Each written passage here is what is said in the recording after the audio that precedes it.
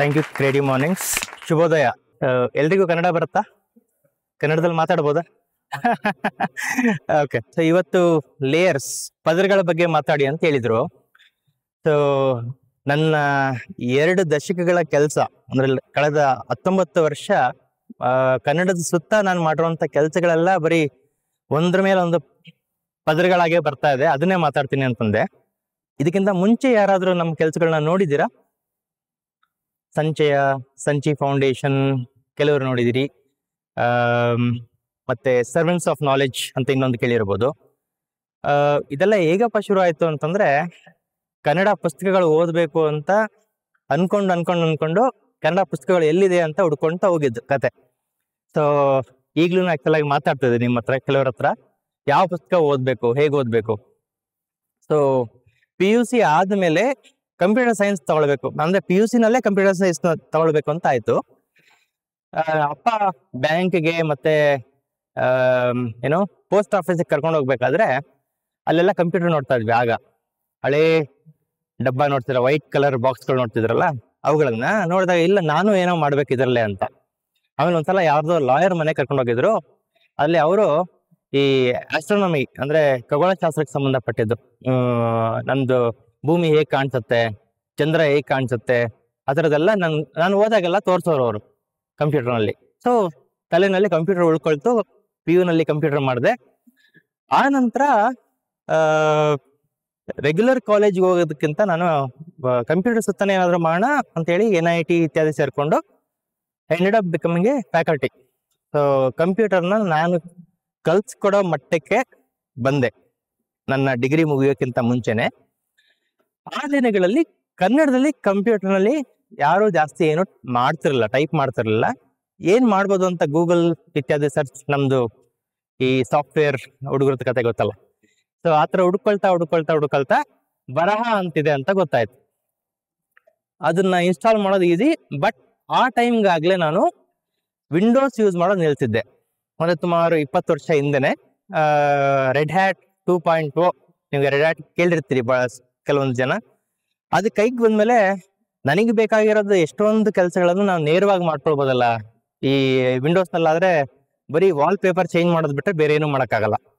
So ಆ freedom ಏನಿದೆ ನಮ್ಮ ಫ್ರೀ ಮತ್ತೆ ಓಪನ್ ಸೋರ್ಸ್ ಸಾಫ್ಟ್ವೇರ್ ಸುತ್ತ ಅಂತ ಯೋಚನೆ ಮಾಡ್ತಾ ಫ್ರೀ ಸಾಫ್ಟ್ವೇರ್ ಕಡೆಗೆ ಗಮನ ಹೋಗಕ್ಕೆ ಶುರು ಆಯ್ತು. ಅದೇ ಟೈಮ್ನಲ್ಲಿ ನಮ್ಗೆ ಈ ರೀತಿ ಸೋಷಿಯಲ್ ಮೀಡಿಯಾ ಇರಲಿಲ್ಲ, ಫೇಸ್ಬುಕ್ ಇತ್ಯಾದಿ. ವರ್ಕೌಟ್ ಅಂತ ಬಂತು. ಆ ನಂತರ ಬರೋ ಅಷ್ಟೊತ್ತಿಗೆ ಒಂದಿಷ್ಟು ಬ್ಲಾಗಿಂಗ್ ಪ್ಲಾಟ್ಫಾರ್ಮ್ಗಳೆಲ್ಲ ಬಂದಿದ್ವು. ಬ್ಲಾಗರ್ ಇತ್ತು, ವರ್ಡ್ ಪ್ರೆಸ್ ಇತ್ತು, ಮತ್ತೆ ಸಂಪದ ಅಂತ ಅಂದ್ಬಿಟ್ಟು ಇನ್ನೊಂದು ಪ್ಲಾಟ್ಫಾರ್ಮ್ ಇತ್ತು, ಸಂಪದ.net, ಈಗಲೂ ಇದೆ ಅದು. ಸೊ ಅಲ್ಲೆಲ್ಲ ನಾವುಗಳು ಕನ್ನಡದಲ್ಲಿ ಬರಿತಿದ್ದು ಒಂದಿಷ್ಟು ಜನ ನೋಡಿ ಆ ಟೈಮ್ನಲ್ಲಿ ವರ್ಕೌಟ್ನಲ್ಲಿ ಇಲ್ಲ ಬ್ಲಾಗರ್ಸ್ ಮೀಟ್ ಅಂತ ಆಗ್ತಾ ಇದೆ ಬಸವನಗುಡಿನಲ್ಲಿ ಅಂತ ಅಂದ್ಬಿಟ್ಟು ಗೊತ್ತಾಯ್ತು. ಸೊ ಅಲ್ಲಿ ಹೋದಾಗ ಎಲ್ಲರೂ ಇಂಟ್ರೊಡ್ಯೂಸ್ ಮಾಡ್ಕೊಂಡ್ರು, ನಾವೆಲ್ಲ ಬ್ಲಾಗರ್ಸ್ ಕನ್ನಡದಲ್ಲಿ ಬರಿತೀವಿ ಅಥವಾ ಕನ್ನಡ ಬರೆಯಕ್ಕೆ ಇಷ್ಟ ಇದೆ ಅಂತ ಬಂದವರು ಆಗಿನ ಕಾಲದಲ್ಲಿ. ಅಂದ್ರೆ 2005-6 ಒಂದಿಷ್ಟು ಕತೆ ತರನೇ ಇದೆ. ಅದಾದ್ಮೇಲೆ ನಾವು ಇಂಟ್ರಾಕ್ಷನ್ ಮಾಡೋಣ. ಒಂದಿಷ್ಟು ಇದು ಇಂಟ್ರಾಕ್ಷನ್ ಕೊಟ್ಟು ನಾನು ಮುಂದಕ್ಕೆ ಹೋಗ್ತೇನೆ. ಸೊ ಈ ಬ್ಲಾಗರ್ಸ್ ಮೀಟ್ ಅಂತ ಏನಾಯ್ತು, ಅದರಲ್ಲಿ ನಾನು ಕಂಪ್ಯೂಟರ್ ಸೈನ್ಸ್ ಅಥವಾ ಟೀಚ್ ಮಾಡ್ತೀನಿ, BCA ಮಾಡ್ತಾ ಇದ್ದೀನಿ ಅಥವಾ ಕಂಪ್ಯೂಟರ್ಸ್ ಮೇಲೆ ಕೆಲಸ ಮಾಡ್ತೀನಿ ಅಂದಿದ ತಕ್ಷಣ ಕೇಳಿದ ಎಲ್ಲಾ ಪ್ರಶ್ನೆಗಳು, ನಾನು ಯಾವ ಕಂಪ್ಯೂಟರ್ ತಗೊಳ್ಬೋದು, ನಾನು ಯಾವ ಲ್ಯಾಪ್ಟಾಪ್ ತಗೊಳ್ಬೋದು, ಈಗ ಯಾವ ಮಾಡೆಲ್ ಚೆನ್ನಾಗಿ ರನ್ ಆಗ್ತಾ ಇದೆ. ಸೊ ಇದೇ ಪ್ರಶ್ನೆಗಳು. ನೋಡಿದ್ರೆ ಇದ್ರ ಬಗ್ಗೆ ಒಂದೇ ಒಂದು ಲೈನು ಎಲ್ಲೂ ಇಲ್ಲ. ನಾನು ಯಾಕೆ ಇದನ್ನ ಅಟ್ಲೀಸ್ಟ್ ಬರೀಬಾರ್ದು ಕನ್ನಡದಲ್ಲಿ ಅಂದ್ಕೊಂಡು ಅವಾಗ ಸಂಪದದಲ್ಲಿ ಲಿನಕ್ಸ್ ಅಂತ ಬರೆಯೋಣ ಅಂತ ಶುರು ಮಾಡಿದೆ. ಲಿನಕ್ಸ್ ಅಂತ ಅಂದ್ರೆ again operating system, Microsoft Windows ತರನೇ ಇರುವಂತ ಇನ್ನೊಂದು ವೇರಿಯಂಟ್. ಮ್ಯಾಕ್ನಲ್ಲಿ ನಿಮಗೆ MacOS ಬರುತ್ತೆ. ಈ ಲಿನಕ್ಸ್ ಇಂಟ್ರೊಡ್ಯೂಸ್ ಮಾಡಬೇಕು, ಇವ್ರಿಗೆ ವಿಂಡೋಸ್ನಲ್ಲೇ ಎಲ್ಲ ಮಾಡೋದು ಹೇಳ್ಬಾರ್ದು. ಯಾಕಂತಂದ್ರೆ ಆ ಟೈಮ್ನಲ್ಲಿ ಅಷ್ಟೊತ್ತಿಗಾಗ್ಲೇ ಆಸ್ ಎ ಸಾಫ್ಟ್ವೇರ್ ಇಂಜಿನಿಯರ್ ಜೊತೆಗೆ ಸಾಫ್ಟ್ವೇರ್ ಹೇಳ್ಕೊಡ್ತಾ ಬಂದಿದ್ದವನ್ಗೆ ನಂದೇ ಸಾಫ್ಟ್ವೇರ್ ಇನ್ನೊಬ್ರು ಯಾರ ಕದ್ರೆ ಏನಾಗುತ್ತೆ ಅಂತ ಅಟ್ಲೀಸ್ಟ್ ಅಷ್ಟೊತ್ತಿಗಾಗ್ಲೇ ನಮ್ಗೆ ಆ ಒಂದು ಇದು ಬಂದಿತ್ತು, ಯಾರೋ ಕದ್ಬಿಟ್ರೆ ಏನೋ ಆದ್ರೆ ತಪ್ಪಲ್ವಾ ಅಂತ. ಬಟ್ ಅದೇ ಸಮಯಕ್ಕೆ ನಮ್ಮ ಸನ್ ಮೈಕ್ರೋ ಸಿಸ್ಟಮ್ಸ್ ಇರ್ಬೋದು, ಒರಾಕಲ್ ಇರ್ಬೋದು, ಬಹಳಷ್ಟು ಅಂದ್ರೆ ಈವನ್ ಮೈಕ್ರೋಸಾಫ್ಟ್ ವಿಂಡೋಸ್ನವರು ಕೂಡ ಅವರ ವಿಂಡೋಸ್ XP CD ಗಳನ್ನ ಪ್ರಿವ್ಯೂಗೆ ಕಳಿಸ್ತಾ ಇದ್ರು US ಇಂದ ಫ್ರೀ ಆಗಿ. ಇದನ್ನೆಲ್ಲ ನೋಡಿದಾಗ ಇಲ್ಲಿ ಬರೀ ಪ್ರೊಪ್ರೈಟರಿ ಅಥವಾ ಮಾರೋದು ಅಥವಾ ಕಮರ್ಷಿಯಲ್ ಆಂಗಲ್ ಅಷ್ಟೇ ಇಲ್ಲ, ದರ್ ಇಸ್ ಸಮಥಿಂಗ್ ಎಲ್ಸ್. ಅಷ್ಟೊತ್ತಿಗಾಗಲೇ ಫ್ರೀ ಸಾಫ್ಟ್ವೇರ್ ಫೌಂಡೇಶನ್ ಮತ್ತೆ GNU.org ಅದನ್ನೆಲ್ಲ ನೋಡಿ ಯಾವ ರೀತಿ ರಿಚರ್ಡ್ ಸಾಲ್ಮನ್ ಇತ್ಯಾದಿ ಅವರು ಈ ಫ್ರೀ ಸಾಫ್ಟ್ವೇರ್ ಅನ್ನೋದನ್ನ ಕಾನ್ಸೆಪ್ಟ್ ನ ಅರ್ಥ ಮಾಡ್ಕೊಂಡಿದ್ರು, ಮತ್ತೆ ಅದನ್ನ ನಾವು ನಾಲೆಜ್ಗೂ ಯಾವ ರೀತಿ ಅಪ್ಲೈ ಮಾಡೋದು ಅನ್ನೋದನ್ನ ಬಹಳಷ್ಟು ನಾವು ಈ ರೀತಿ ಡಿಸ್ಕಷನ್ ನಲ್ಲೇ ಕಲ್ತ್ಕೊಂಡಿದ್ವಿ. ಈಗ ಅಪ್ಪ ಅಮ್ಮ ಅಜ್ಜಿ ಮನೆಯಲ್ಲಿರೋ ಸಂಬಂಧಿಕರು ಅವ್ರು ನಮ್ ಕತೆ ಹೇಳ್ತಾ ಹೇಳ್ತಾ ನಮ್ಗೆ ನಾವ್ ಏನ್ ಮಾಡ್ಬೇಕು ಅನ್ನೋದು ಹೇಳ್ಕೊಡ್ತಾರಲ್ವಾ, ಅದಕ್ಕೆ ಅವರು ನಮ್ಮ ಹತ್ರ ಏನ್ ಕಾಸು ಕೇಳಲ್ಲ ಅಲ್ವಾ. ಸ್ಕೂಲಿಗೆ ಮತ್ತೆ ಕಾಲೇಜಿಗೆ ಕಾಸು ಕೊಡ್ತೀವಿ ಯಾಕಂದ್ರೆ ಡಿಗ್ರಿ ಬೇಕು ಅಂತ, ಆದ್ರೆ ಅಲ್ಲಿ ಕಲಿಯೋ ಎಷ್ಟೊಂದು ಕೆಲಸಗಳಿಗೆ ನಾವು ನಮ್ಮ ಟೀಚರ್ಸ್ ಆಗ್ಲಿ ನಮ್ಮ ಫ್ರೆಂಡ್ಸ್ ಆಗ್ಲಿ ಯಾರು ಏನ್ ಕಾಸು ತಗೊಳ್ಳಲ್ಲ. So ultimately software is also like that. So ಈ ಸಾಫ್ಟ್ವೇರ್ ಅಲ್ಲಿ free and open source software ಅನ್ನೋದು ಒಂದು ನನಗೆ ಬೇಕಾಗಿದ್ದಂತ ಫ್ರೀಡಮ್ ಕೊಡ್ತು, ಜೊತೆಗೆ ಅದೇ ಸಂದರ್ಭದಲ್ಲಿ ಲೈಸೆನ್ಸಿಂಗ್ ಮತ್ತೆ ಪ್ರೊಪ್ರೈಟರಿಶಿಪ್ ಮತ್ತೆ ಫ್ರೀ ಸಾಫ್ಟ್ವೇರ್ ಎರಡಕ್ಕೂ ಇರೋ ಡಿಫ್ರೆನ್ಸಸ್ ತೋರಿಸ್ತಾನೆ. ನೀವು ಆ ಸರ್ವಿಸ್ಗಳನ್ನ ಜನಕ್ಕೆ ಕೊಟ್ಟು ಸಾಫ್ಟ್ವೇರ್ ಅನ್ನ ಫ್ರೀ ಆಗಿಟ್ರೆ ಅವ್ರನ್ನ ನಿಮ್ಗೆ ನಿಮ್ಮ ಡೆವಲಪ್ಮೆಂಟ್ಗೂ ಅದನ್ನ ಅವ್ರನ್ನ ಏನೋ ಜೊತೆಯಾಗಿಸ್ಕೊಳ್ಬಹುದು ಅನ್ನೋದನ್ನ ನಮ್ಗೆ ಕಲ್ಸ್ಕೊಟ್ಟಿದ್ರಿಂದ ಅದು ನನಗೆ ತುಂಬಾ ಇಂಪ್ಯಾಕ್ಟ್ ಮಾಡ್ತು. ಸೊ ಅರ್ಲಿಯರ್ ಡೇಸ್ ಅಲ್ಲಿ ಉಬುಂಟು ಯಾಕೆ ಬಳಸಲಿ, ಅದ್ರಲ್ಲಿ ಕನ್ನಡ ಬಳಸ್ಕೊಳ್ಳೋದು ಹೇಗೆ, ಅದರಲ್ಲಿ ನನಗೆ ಬೇಕಾಗಿರೋ ತರ ಹಾರ್ಡ್ವೇರ್ ಗಳನ್ನ ಯೂಸ್ ಮಾಡ್ಕೊಳ್ಳೋದು ಹೇಗೆ. ಸೊ ನಾನು ತಗೊಂಡಂತ ಫಸ್ಟ್ ಕಂಪ್ಯೂಟರ್ ಡೆಲ್. ಆಗಿನ ಕಾಲದಲ್ಲಿ ಏನಾಯ್ತು, ರಿಲಯನ್ಸ್ 500 ರೂಪಾಯಿ ಮೊಬೈಲ್ ಫೋನ್ ಬಂದಿತ್ತು. ಎಷ್ಟು ಜನ ಹತ್ರ ಇದೆ ಅದು? ಇನ್ನ ಬಹಳ ಜನ ನೋಡಿರ್ತೀರಿ ಅಲ್ಲ, 500 ರೂಪಾಯಿ ಫೋನ್. ಸೊ ಅದ್ರಲ್ಲಿ ಒಂದ್ರಲ್ಲೇ ಇಂಟರ್ನೆಟ್ ಬರ್ತಾ ಇದ್ದು. ಲ್ಯಾಂಡ್ ಲೈನ್ ಬಿಟ್ರೆ that is immediate other solution. ಅದನ್ನ ನಾವು ವಿಂಡೋಸ್ಗೆ ಕನೆಕ್ಟ್ ಮಾಡ್ಕೊಳಕ್ಕೆ ಡ್ರೈವರ್ ಅನ್ನ ಕೊಡ್ತಾ ಇದ್ರು, ಬಟ್ ನಾವು ಲಿನಕ್ಸ್ ಬಳಸೋರಲ್ವಾ. ಸೊ ಲಿನಕ್ಸ್ ಕರ್ನಲ್ ನಾವೇ ಅದನ್ನ ಡ್ರೈವರ್ನ ಹುಡುಕೊಂಡು ಕಂಪೈಲ್ ಮಾಡಿಬಿಟ್ಟು ಅದನ್ನ ರನ್ ಮಾಡೋಂಗ್ ಮಾಡ್ಕೊಂಡು BMTC ಬಸ್ ನಲ್ಲಿ ನಾನು ಅನ್ಕೊಳ್ಳೋ ಪ್ರಕಾರ I was the first person to use laptop with Reliance mobile for internet connection back in those days, ಆಗಿನ ಕಾಲದಲ್ಲಿ. ಸೊ ಇದೆಲ್ಲ ಮಾಡ್ಬೇಕಾದ್ರೆ ಇದನ್ನೆಲ್ಲ ಯಾಕೆ ನಾವು ಹೇಳ್ಬಾರ್ದು ಕನ್ನಡದಲ್ಲಿ ಅಂತ ಬಂತು. ಸೊ ಆ ಬ್ಲಾಗರ್ಸ್ ಮೀಟ್ ನಲ್ಲಿ ಬಂದಂತ ಪ್ರಶ್ನೆಗಳು ಈ ಲಿನಕ್ಸ್ ಅನ್ನೋ ಒಂದು ಬ್ಲಾಗ್ ಶುರು ಆಗಕ್ಕೆ ಕಾರಣ ಆಯ್ತು. ಇಲ್ಲಿ ಏನಾಯ್ತು ಅಂತಂದ್ರೆ, ಒಂದು ಕಂಪ್ಯೂಟರ್ ಬಳಸೋದು ಹೇಗೆ ಅಂತ ಹೇಳಕ್ ಶುರು ಮಾಡಿದೆ. ಆ ನಂತರ ಕಂಪ್ಯೂಟರ್ ನಲ್ಲಿ ಬಳಸುವಂತ ಸಾಫ್ಟ್ವೇರ್ಗಳು ಯಾವ್ದಿರ್ಬೇಕು. ಈಗ ನಾವು ಪ್ರೊಪ್ರೈಟರಿ ಬೇಡ ಅಂತ ಹೇಳ್ತೀವಿ, ಯಾಕಂದ್ರೆ ಇಮಿಡಿಯೇಟ್ ಆಗಿ ಈಗ ಕಂಪ್ಯೂಟರ್ ಏನೋ ಕೊಡ್ಸ್ಬಿಡ್ತೀನಿ ಫ್ರೆಂಡ್ಗೆ, ಆಮೇಲೆ ಅವನ ಎಲ್ಲಾ ಸಾಫ್ಟ್ವೇರ್ ಕೇಳ್ತಾನಲ್ಲ, ಆಪರೇಟಿಂಗ್ ಸಿಸ್ಟಮ್ ಇಂದ ಹಿಡಿದು ಮಿಕ್ಕಿದೆಲ್ಲ ಅದನ್ನ ಕೊಡೋದು, ಅದಕ್ಕೂ ಮತ್ತೆ ಕಾಪಿ ಮಾಡ್ತಾರೆ, ಪೈರಸಿ ಆಗತ್ತೆ. ಅದಕ್ಕೆ ಸೊಲ್ಯೂಷನ್ಗಳು ಹುಡುಕ್ಬೇಕು ಅಂತಂದ್ರೆ ಅದಕ್ಕೆ ಸೊಲ್ಯೂಷನ್ಸ್ ಇದೆ. ಫೋಟೋಶಾಪ್ ಬೇಡ ಅಂದ್ರೆ ಇವತ್ತು ಗಿಂಪ್ ಇದೆ ಅಂತ ಹೇಳ್ತೀವಿ. ಸೊ ಇದನ್ನೆಲ್ಲ ಇಂಟ್ರೊಡ್ಯೂಸ್ ಮಾಡ್ಬೇಕು ಅಂತ ಶುರು ಮಾಡಿದ ಕೆಲಸ. ಇದನ್ನ ಬರಿತಾ ಏನಾಯ್ತು, ಒಂದು ಸಣ್ಣದೊಂದು ಗುಂಪು ತಯಾರಾಗ್ತಾ ಬಂತು. ಸಂಪದದಲ್ಲಿ ಬೇರೆ ಕನ್ನಡ ಲೇಖನಗಳು ಬರೀತಿದ್ದ ಹುಡುಗರು, ಕಂಪ್ಯೂಟರ್ ಸೈನ್ಸ್ ಸುತ್ತ ಓದ್ತಾ ಇದ್ದ ಹುಡುಗರು, IT ಕಂಪ್ನಿಗಳಲ್ಲಿದ್ದ ಹುಡುಗರು, ನಾವುಗಳೆಲ್ಲ ಮತ್ತೆ ಈ Lal Bagh, Cubbon park, bugle rock park ನಲ್ಲಿ ಹೋಗಿ ಕೂತ್ಕೊಂಡು ಕನ್ನಡದ ಬಗ್ಗೆ ಯೋಚನೆ ಮಾಡಕ್ ಶುರು ಮಾಡಿದ್ವಿ. ಸೊ ಅಲ್ಲಿಂದ ಶುರುವಾದಂತ ಕತೆ ಇವತ್ತು ಬೇರೆ ಬೇರೆ ರೂಪ ತಗೊಂಡಿದೆ. ಸೊ ಅದೇ ಇವತ್ತಿನ ಪದರಗಳು ನೀವು ನೋಡುವಂತವು. ಲಿನಕ್ಸ್ ಶುರು ಮಾಡಿದ ನಂತರ ಏನಾಯ್ತು, ಎಲ್ಲ ಈ ಫ್ರೀ ಸಾಫ್ಟ್ವೇರ್ ಅಥವಾ GNU ಲಿನಕ್ಸ್ ಯೂಸ್ ಮಾಡಬೇಕು ಅಂತ ಇದ್ದಿದ್ದ ಹುಡುಗರು ನಾವೆಲ್ಲ ಒಟ್ಟಿಗೆ ಬಂದಾಗ ಏನಾಯ್ತು, ನಾವ್ ಯಾಕೆ ಇದನ್ನ ಹೇಳ್ಕೊಡ್ಬಾರ್ದು ಒಂದು ದೊಡ್ಡ ಗುಂಪಿಗೆ, ನಾವೇ ಯಾಕೆ ಹೇಳ್ಕೊಡ್ಬೇಕು ಅಂತ ಅಂದ್ಬಿಟ್ಟು ಇನ್ಸ್ಟಾಲ್ ಫೆಸ್ಟ್ ಆಗುತ್ತೆ ಗೊತ್ತಾ ಅಂತ ಕೇಳಿದ್ರು. ಇನ್ಸ್ಟಾಲ್ ಫೆಸ್ಟ್ ಎಲ್ಲ ಗೊತ್ತಿಲ್ಲ. ನಾನು NIT ಇತ್ಯಾದಿ ಕಡೆ ಕೆಲಸ ಮಾಡ್ಬೇಕಾದ್ರೆ ಈ ಸನ್ ಮೈಕ್ರೋಸಿಸ್ಟಮ್ ಇಂದ ಬಂದ ಸೋರ್ಸ್ ಕೋಡು ಮತ್ತೆ ರೆಡ್ ಹ್ಯಾಟ್ ಇತ್ಯಾದಿಗಳಿಂದ ಬಂದ ಸೋರ್ಸ್ ಕೋಡ್ ಅನ್ನ ನಾನು ಡೆಮೋ ಮಾಡಿ ತೋರಿಸ್ತಾ ಇದ್ದೆ. ಆಸ್ ಎ ಸ್ಟೂಡೆಂಟ್ ನಾನು ಒಂದು ಸಮುದಾಯ ಕಟ್ಲಿಕ್ಕೆ ಸಾಧ್ಯ ಆಗಿತ್ತು NIT ನಲ್ಲಿ. ಸೊ ಅದೇ ಕಾನ್ಸೆಪ್ಟ್ ನಾವ್ ಯಾಕೆ ಇಲ್ಲಿ ಯೂಸ್ ಮಾಡಬಾರ್ದು ಅಂತ ಹೇಳ್ಕೊಂಡು ಇನ್ಸ್ಟಾಲ್ ಫೆಸ್ಟ್ ಮಾಡೋದು ಬೇಡ, ಹಬ್ಬ ಮಾಡೋಣ ಅಂತ. ಫೆಸ್ಟ್ ಅಂದ್ರೆ ಫೆಸ್ಟಿವಲ್, ನಾವು ಫೆಸ್ಟಿವಲ್ ಅಂತ ಯಾಕೆ ಕರಿಬೇಕು, ಹಬ್ಬ ಮಾಡೋಣ, GNU ಲಿನಕ್ಸ್ ಹಬ್ಬ ಅಂತ ಹೇಳಿ. ಇವತ್ತು ನೀವು GNU ಲಿನಕ್ಸ್ ಹಬ್ಬ ಅಂತ ಹೇಳಿದ್ರೆ that is a very early technology event ಇನ್ ಕನ್ನಡ. 2006 ನಲ್ಲಿ ಮಾಡಿದ್ದು. ಎಲ್ಲಿ ಮಾಡೋದು? ಸೊ ಹರಿಪ್ರಸಾದ್ ನಾಡಿಗ್ ಸಂಪದ ಶುರು ಮಾಡಿದ್ದು ಅವರು, ಮತ್ತೆ ಇನ್ನೊಂದಿಷ್ಟೆಲ್ಲ ಹುಡುಗರೆಲ್ಲ ಸೇರ್ಕೊಂಡು ಇಂಡಿಯನ್ ಇನ್ಸ್ಟಿಟ್ಯೂಟ್ ಆಫ್ ಸೈನ್ಸ್ ಹತ್ರ ಪರ್ಮಿಷನ್ ಅನ್ನು ತಗೊಂಡ್ಬಿಟ್ರು. ಒಂದು ನಮ್ಗೆ ಜಾಗನೂ ಕೊಟ್ಟರು, ಇನ್ನು ಅಲ್ಲಿ ಟೇಬಲ್ಸ್ ಇದ್ವು ಒಂದಿಷ್ಟು. ಮತ್ತೆ ಯಾರನ್ನ ಕರಿಬೇಕು ಅಂತಂದ್ರೆ ಹಾಗೆ ಮತ್ತೆ ಬ್ಲಾಗ್, ಯುವರ್ ಕೋಟ್ ಇತ್ಯಾದಿ ಕಡೆ ಹಾಕಿದ್ರೆ ನಾವೇನೋ ಒಂದು 23 ಜನ ಬರ್ಬೋದು ನಮ್ಗಳ ಜೊತೆಗೆ. ನಮ್ದೇ ಒಂದು 12 ಜನದ ಟೀಮ್ ಇತ್ತು ಆಗಾಗ್ಲೇ. ಸೊ ಎಲ್ಲ ಸೇರ್ಕೊಂಡು ಹೋದ್ರೆ 400 ಜನ ಬಂದ್ರು ಅವತ್ತು. Very first initiative. ಏನ್ ಮಾಡ್ಬೇಕು ಅಂತಂದ್ರೆ ಇವತ್ತು ಏನಿಲ್ಲ, ನಾವು ಆಕ್ಚುಲ್ ಆಗಿ ಒಂದು ಕಂಪ್ಯೂಟರ್ ತಗೊಳ್ತೀವಿ, ಅವ್ರಿಗೆ ಉಬುಂಟು ಇನ್ಸ್ಟಾಲ್ ಮಾಡೋದು ಹೇಗೆ ಅಂತ ಹೇಳ್ತೀವಿ. ಎಕ್ಸಿಸ್ಟಿಂಗ್ ವಿಂಡೋಸ್ ಜೊತೆಗೆ ಉಬುಂಟು ಇನ್ಸ್ಟಾಲ್ ಮಾಡೋದು ಹೇಗೆ ಅಂತ. ಸೊ ಅಲ್ಲಿಂದ ಶುರು ಆಗಿದೆ ಕತೆ.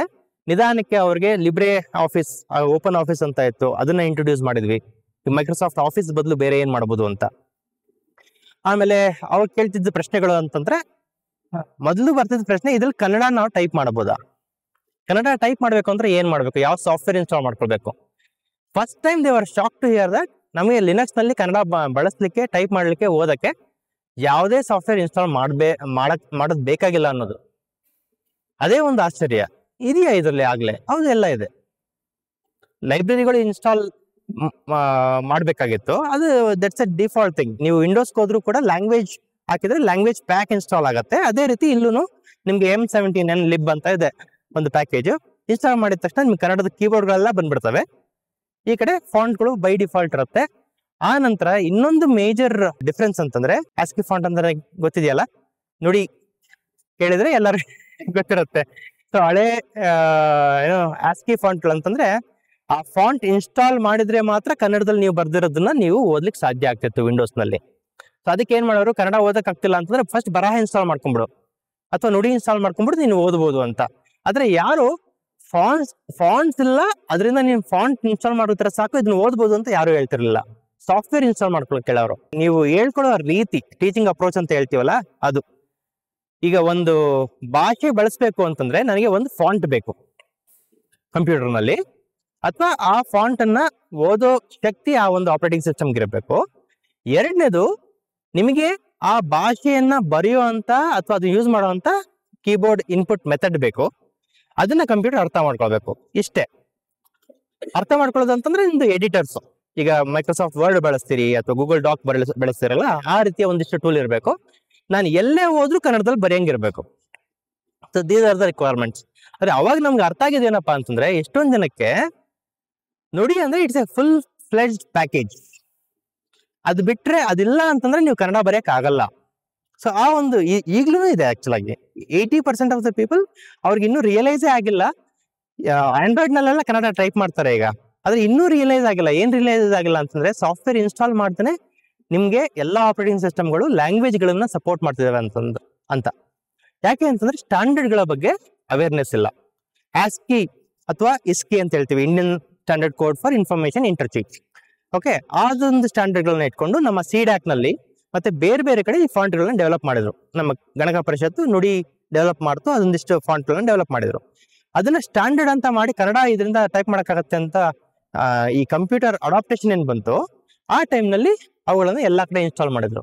ನಂತರದ ದಿನಗಳಲ್ಲಿ ಮತ್ತೆ ಗ್ಯಾಪ್, ಯಾಕಂದ್ರೆ ಈಗಾಗ್ಲೇ ಬರಿತಾ ಇದ್ದವರು ಕಂಪ್ಯೂಟರ್ಗೆ ಅಡಾಪ್ಟ್ ಆಗ್ಬೇಕಿತ್ತು, ಹೊಸಬ್ರಿಗೆ ಕಂಪ್ಯೂಟರ್ಗೆ ಇಂಟ್ರಡಕ್ಷನ್ ಮಾಡ್ಬೇಕಿತ್ತು. ಆ ಮಧ್ಯದಲ್ಲಿ ಸ್ಟ್ಯಾಂಡರ್ಡ್ಗಳು ಹಿಂದೆ ಉಳ್ಕೊಂಡ್ಬಿಟ್ಟು. ಸೊ ಅಂದ್ರೆ ನಾವುಗಳು ಯೂಸ್ ಮಾಡೋ ಸಮಯದಲ್ಲಿ ಇಂಟರ್ನೆಟ್ ಬಳಸ್ತಾ ಇದ್ದಿದ್ರಿಂದ ನಾವುಗಳು ಎಕ್ಸ್ಟೆನ್ಸಿವ್ ಆಗಿ ಯುನಿಕೋಡ್ ಇದ್ರೆ ಬೈ ಡಿಫಾಲ್ಟ್ ನಮ್ಗೆ ಯಾವುದೇ ಸಾಫ್ಟ್ವೇರ್ ಅಡ್ಡ ಬರ್ತಿರ್ಲಿಲ್ಲ, ಯಾವುದೇ ಫಾಂಟ್ ಅಡ್ಡ ಬರ್ತಿರ್ಲಿಲ್ಲ. ಕನ್ನಡ ಹೇಗೆ ಟೈಪ್ ಮಾಡಿದ್ರು ಕನ್ನಡ ನಿಮ್ಗೆ ಮೂಡ್ ಬರ್ತಾ ಇತ್ತು. ಇದನ್ನ ಅರ್ಥ ಮಾಡಿಸಿ ಜನರಿಗೆ ಯುನಿಕೋಡ್ಗೆ ಕನ್ವರ್ಟ್ ಮಾಡ್ಲಿಕ್ಕೆ ನಾವು ಆಲ್ಮೋಸ್ಟ್ 10-12 ವರ್ಷ ಬರೀ ಅದೇನೇ ಮಾತಾಡ್ತಿದ್ವಿ ನಾವು. ಈಗ್ಲೂ ನಾವು ಮೋಸ್ಟ್ ಆಫ್ ದ ಟೈಮ್ ನಮ್ಮ ಮಾತುಗಳು ಅಲ್ಲೇ ಹೋಗುತ್ತೆ. ಸೊ ಈ ಒಂದು GNU Linux ಹಬ್ಬದಲ್ಲಿ ಏನಾಯ್ತು ಅಂತಂದ್ರೆ, ಜನರಿಗೆ ಈ ಅವೇರ್ನೆಸ್ ಶುರು ಆಯ್ತು. ಇದನ್ನೇ ನಾವು ರೆಪ್ಲಿಕೇಟ್ ಮಾಡ್ತಾ ಹೋದ್ವಿ. ಮಂಗಳೂರಿನಲ್ಲಿ ನಿಟ್ಟೆ ಯೂನಿವರ್ಸಿಟಿನಲ್ಲಿ ಮಾಡಿದ್ವಿ, ಮೈಸೂರಿನಲ್ಲೂ ಕೂಡ ಮೈಸೂರು ಯೂನಿವರ್ಸಿಟಿನಲ್ಲಿ ಈ ರೀತಿಯ ಒಂದಿಷ್ಟು ವರ್ಕ್ಶಾಪ್ಗಳನ್ನ ಮಾಡಿ GNU Linux ಹಬ್ಬ ಮಾಡಿ ಜನರಿಗೆ ಲಿನಕ್ಸ್ ಮತ್ತೆ ಕನ್ನಡ ಯಾವ ರೀತಿ ನಾವು ಬಳಸ್ಬೋದು ವಿತ್ ಈಗಿನ ಸ್ಟ್ಯಾಂಡರ್ಡ್ಗಳಲ್ಲಿ ಅಂತ ಅಂದ್ಬಿಟ್ಟು ಸ್ಟೂಡೆಂಟ್ಸ್ ಮತ್ತೆ ಸಾಮಾನ್ಯ ಜನರಿಗೆ ಇಬ್ರಿಗೂ ಒಂದೇ ರೀತಿ ಹೇಳಲಿಕ್ಕೆ ಶುರು ಮಾಡಿದ್ವಿ. ಆ ನಂತರ ನಮಗೆ ಎದುರಿಗೆ ಬಂದಿದ್ದು ಒಂದು ಚಾಲೆಂಜ್ ಏನಪ್ಪಾ ಅಂತಂದ್ರೆ, ಈ ರೀತಿ ಯಾವುದೇ ಒಂದು ತಂಡ ಕಟ್ಟಿದ್ರೆ ಆ ತಂಡವನ್ನ ಮುನ್ನಡೆಸೋದು ಹೇಗೆ.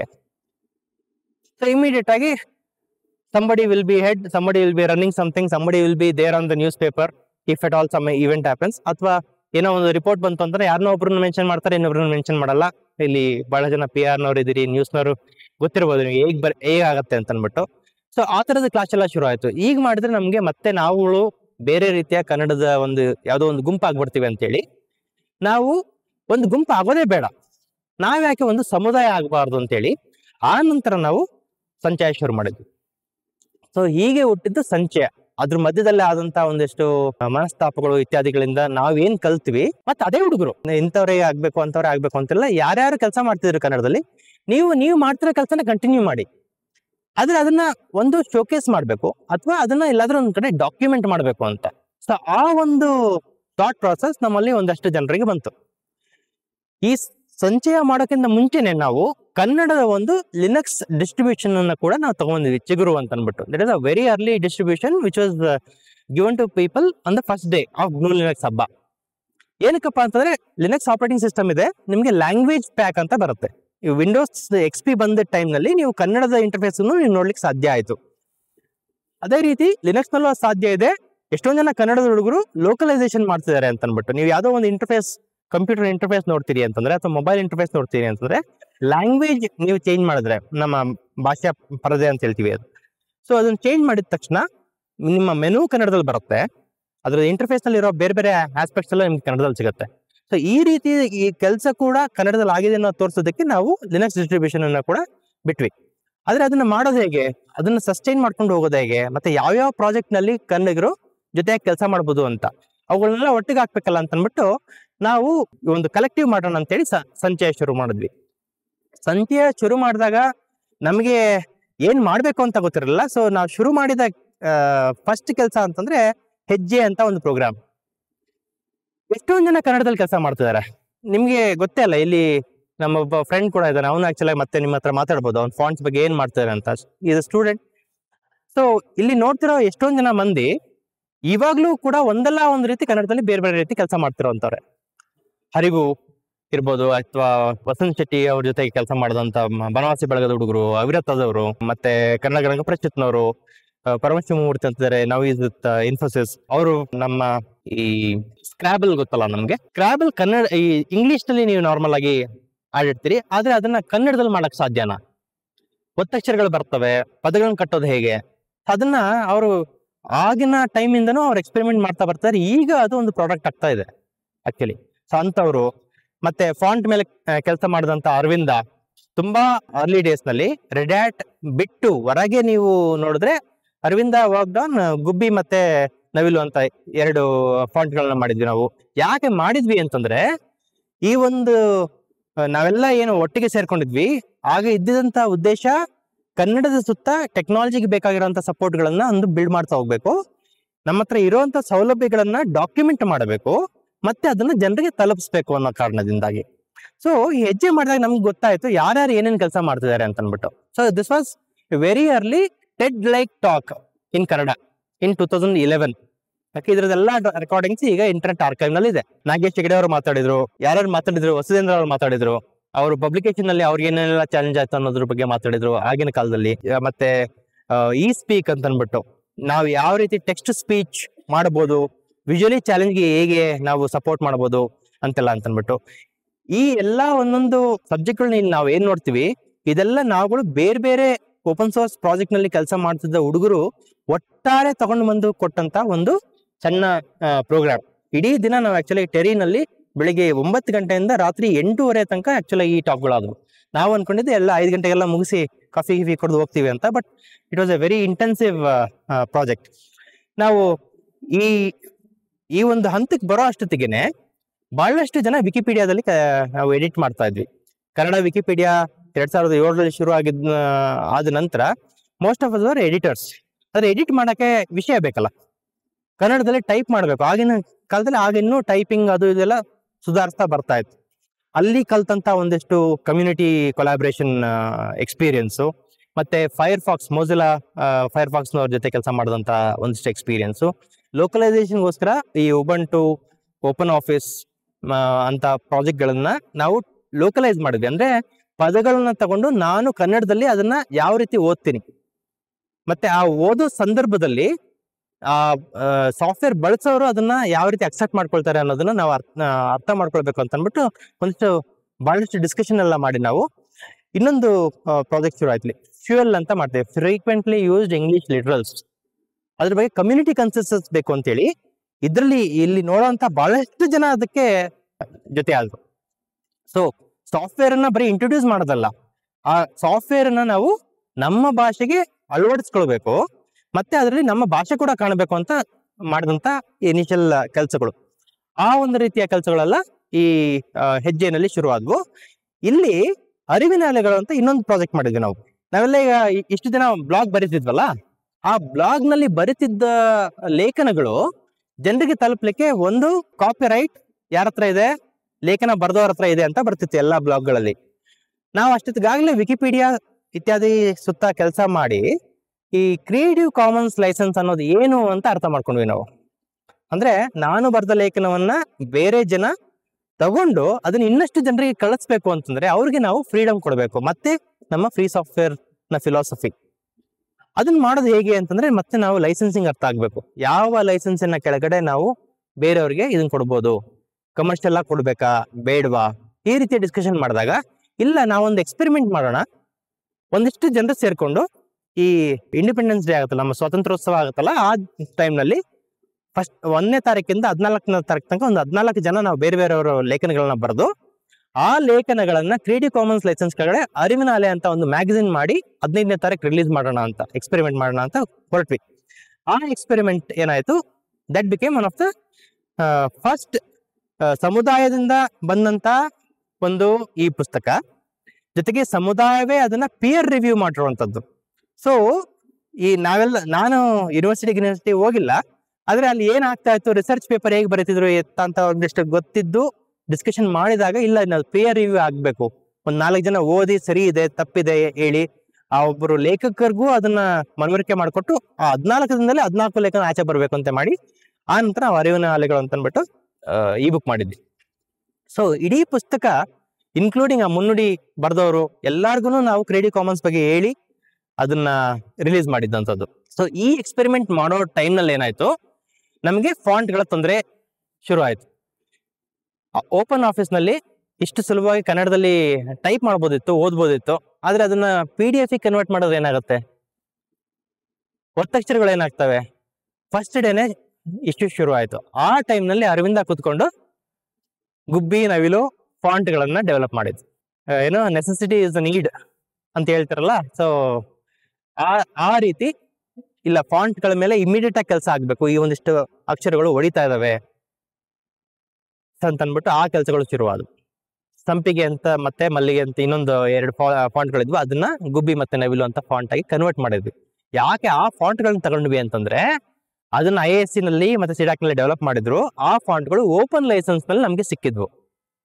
ಸೊ ಅದರಿಂದ ಅವುಗಳ ಮೇಲೆ ಕೆಲಸ ಮಾಡೋದು ಸುಲಭ ಅಂತ ಗೊತ್ತಾಗಿ ರಿಯಲೈಸ್ ಮಾಡ್ಕೊಂಡು ನಾವು ಓಪನ್ ಲೈಸೆನ್ಸ್ ನಲ್ಲೇ ಮತ್ತೆ ಗುಬ್ಬಿ ಮತ್ತು ನವಿಲನ್ನ ಜನರಿಗೆ ಸಿಗುವಾಗ ಮಾಡಿದ್ವಿ.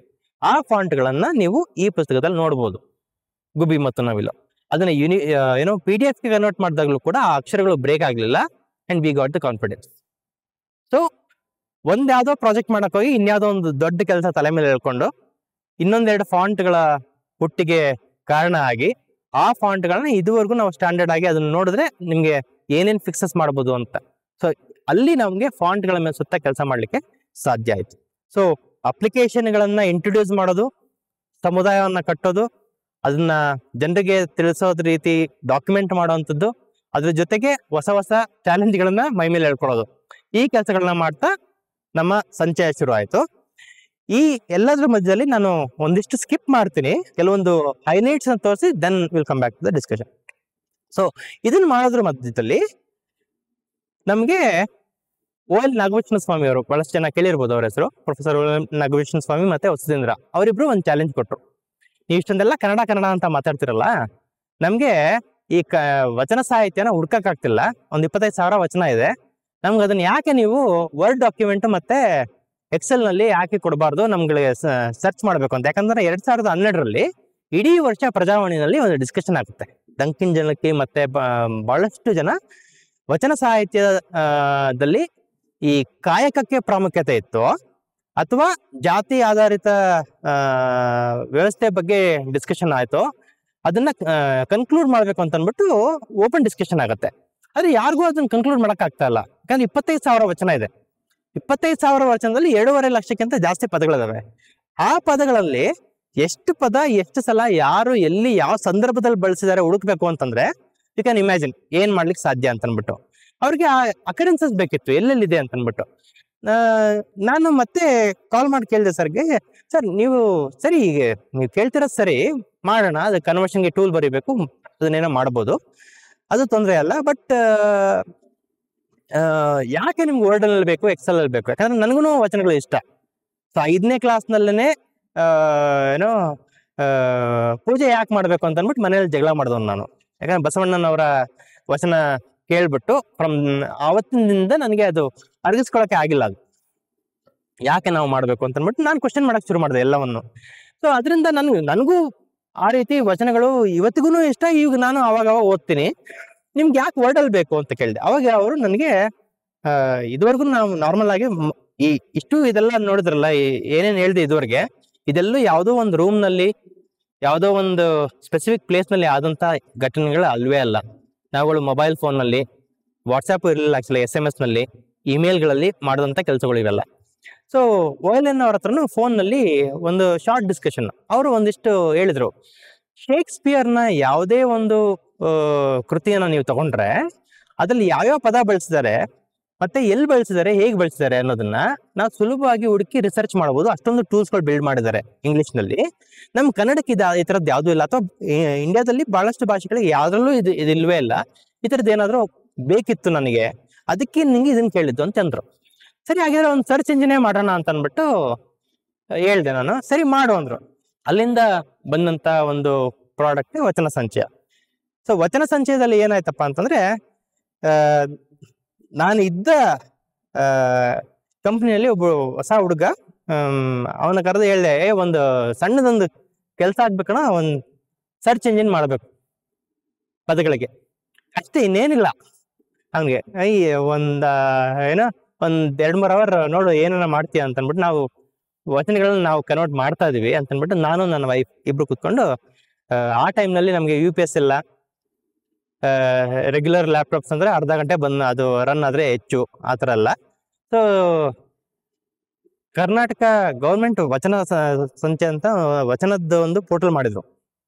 ಅದ್ರಲ್ಲಿ ಇದ್ದಿದ್ದೆಲ್ಲ ಆಸ್ಕಿ ಫಾಂಟ್ ನಲ್ಲಿ ಇದ್ದಂತ ವಚನಗಳು, ತುಂಬಾ ತಪ್ಪುಗಳು ಇದ್ವು, ಮತ್ತೆ ಅಲ್ಲಿ ಬಳಸಂತ ಎಷ್ಟೊಂದು ಫಾಂಟ್ಗಳು ಇರಲಿಲ್ಲ. ಸೊ ಅಲ್ಲೂ ಕೂಡ ಜನರಿಗೆ ಹೋಗಿ ಓದ್ಲಿಕ್ಕೆ ಆಗ್ತಿರ್ಲಿಲ್ಲ ವಚನಗಳನ್ನ, ಯಾಕಂದ್ರೆ ಫಾಂಟ್ ಇಲ್ವಲ್ಲ ಅಲ್ಲಿ. ಸೊ ಅದನ್ನೆಲ್ಲ ತಕ್ಕೊಂಡು ಯಾವ ಫಾಂಟ್ ಬಳಸ್ತಾರೆ ಅಂತಾನು ನಮಗೆ ಸಿಗದೆ, ಆ ಫಾಂಟ್ಗಳಿರೋ ಆಸ್ಕಿ ಕೋಡ್ಗಳನ್ನೇ ಏನೋ ಕನ್ವರ್ಟ್ ಮಾಡೋದು ಯೂನಿಕೋಡ್ಗೆ. ಒಂದೊಂದನ್ನು ನೋಡಿ, ಓಕೆ ಇದರಲ್ಲಿ ಅನುಸ್ವಾರ ಬರಬೇಕು, ಇದರಲ್ಲಿ ದಾ ಬರಬೇಕು, ಡಾ ಬರಬೇಕು ಮಾಡಿ, ಅದಕ್ಕೆ ಆ ಕೋಡ್ಗಳನ್ನ ಇಟ್ಕೊಂಡು ಪೈಥಾನ್ ಕೋಡ್ಗಳನ್ನ ಬರೆದು ರಾತ್ರಿ ಪೂರ ರನ್ ಮಾಡೋದು. ಎಷ್ಟೊತ್ತು ರನ್ ಆಗುತ್ತೋ ಅಷ್ಟೊತ್ತು ರನ್ ಮಾಡಿಟ್ಕೊಳ್ತಾ ಇದ್ವಿ. ಇವನ್ಗೆ ಒಂದ್ ಸಣ್ಣದು ಅಂತಂದೆ, ಅವ್ನಿಗೆ ಗೊತ್ತಾಗಿಲ್ಲ ಅವನು ಯಾವ ಪ್ಯಾಂಡೋರಾ ಬಾಕ್ಸ್ಗೆ ಕೈ ಹಾಕ್ತಿದ್ದೇನೆ ಅಂತ ಅಂದ್ಬಿಟ್ಟು ಶುರು ಮಾಡಿದ ಕೆಲಸ ಅದು ಮುಗಿತಿಲ್ಲ. ಅದು ಸುಮಾರು 1 ವರ್ಷ ತಗೊಂಡ್ವಿ ನಾವು, for various different reasons. Okay, so ಇಲ್ಲಿ ಏನಾಯ್ತು ಅಂದ್ರೆ, ಸಣ್ಣ ಎಂಜಿನ್ ಅಂತ ಹೋಗಿದ್ದು, ಪ್ರತಿ ಸಲ ಯೋಚನೆ ಮಾಡಿದಾಗ ಇಲ್ಲ, ನಾವು ಆಕ್ಚುಲ್ ಆಗಿ ಗೂಗಲ್ ತರನೇ ಇಟ್ಕೊಳ್ಬೇಕು ಅದೊಂದು ಪೇಜು.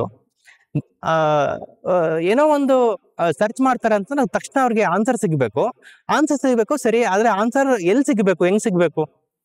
ಸೊ ಇದೆಲ್ಲ ಮತ್ತೆ ನಾವು ಒಂದು 3-4 ಜನ ಮಾಡ್ತಿದ್ದಂತ ಕಾನ್ವರ್ಸೇಷನ್ಗಳು.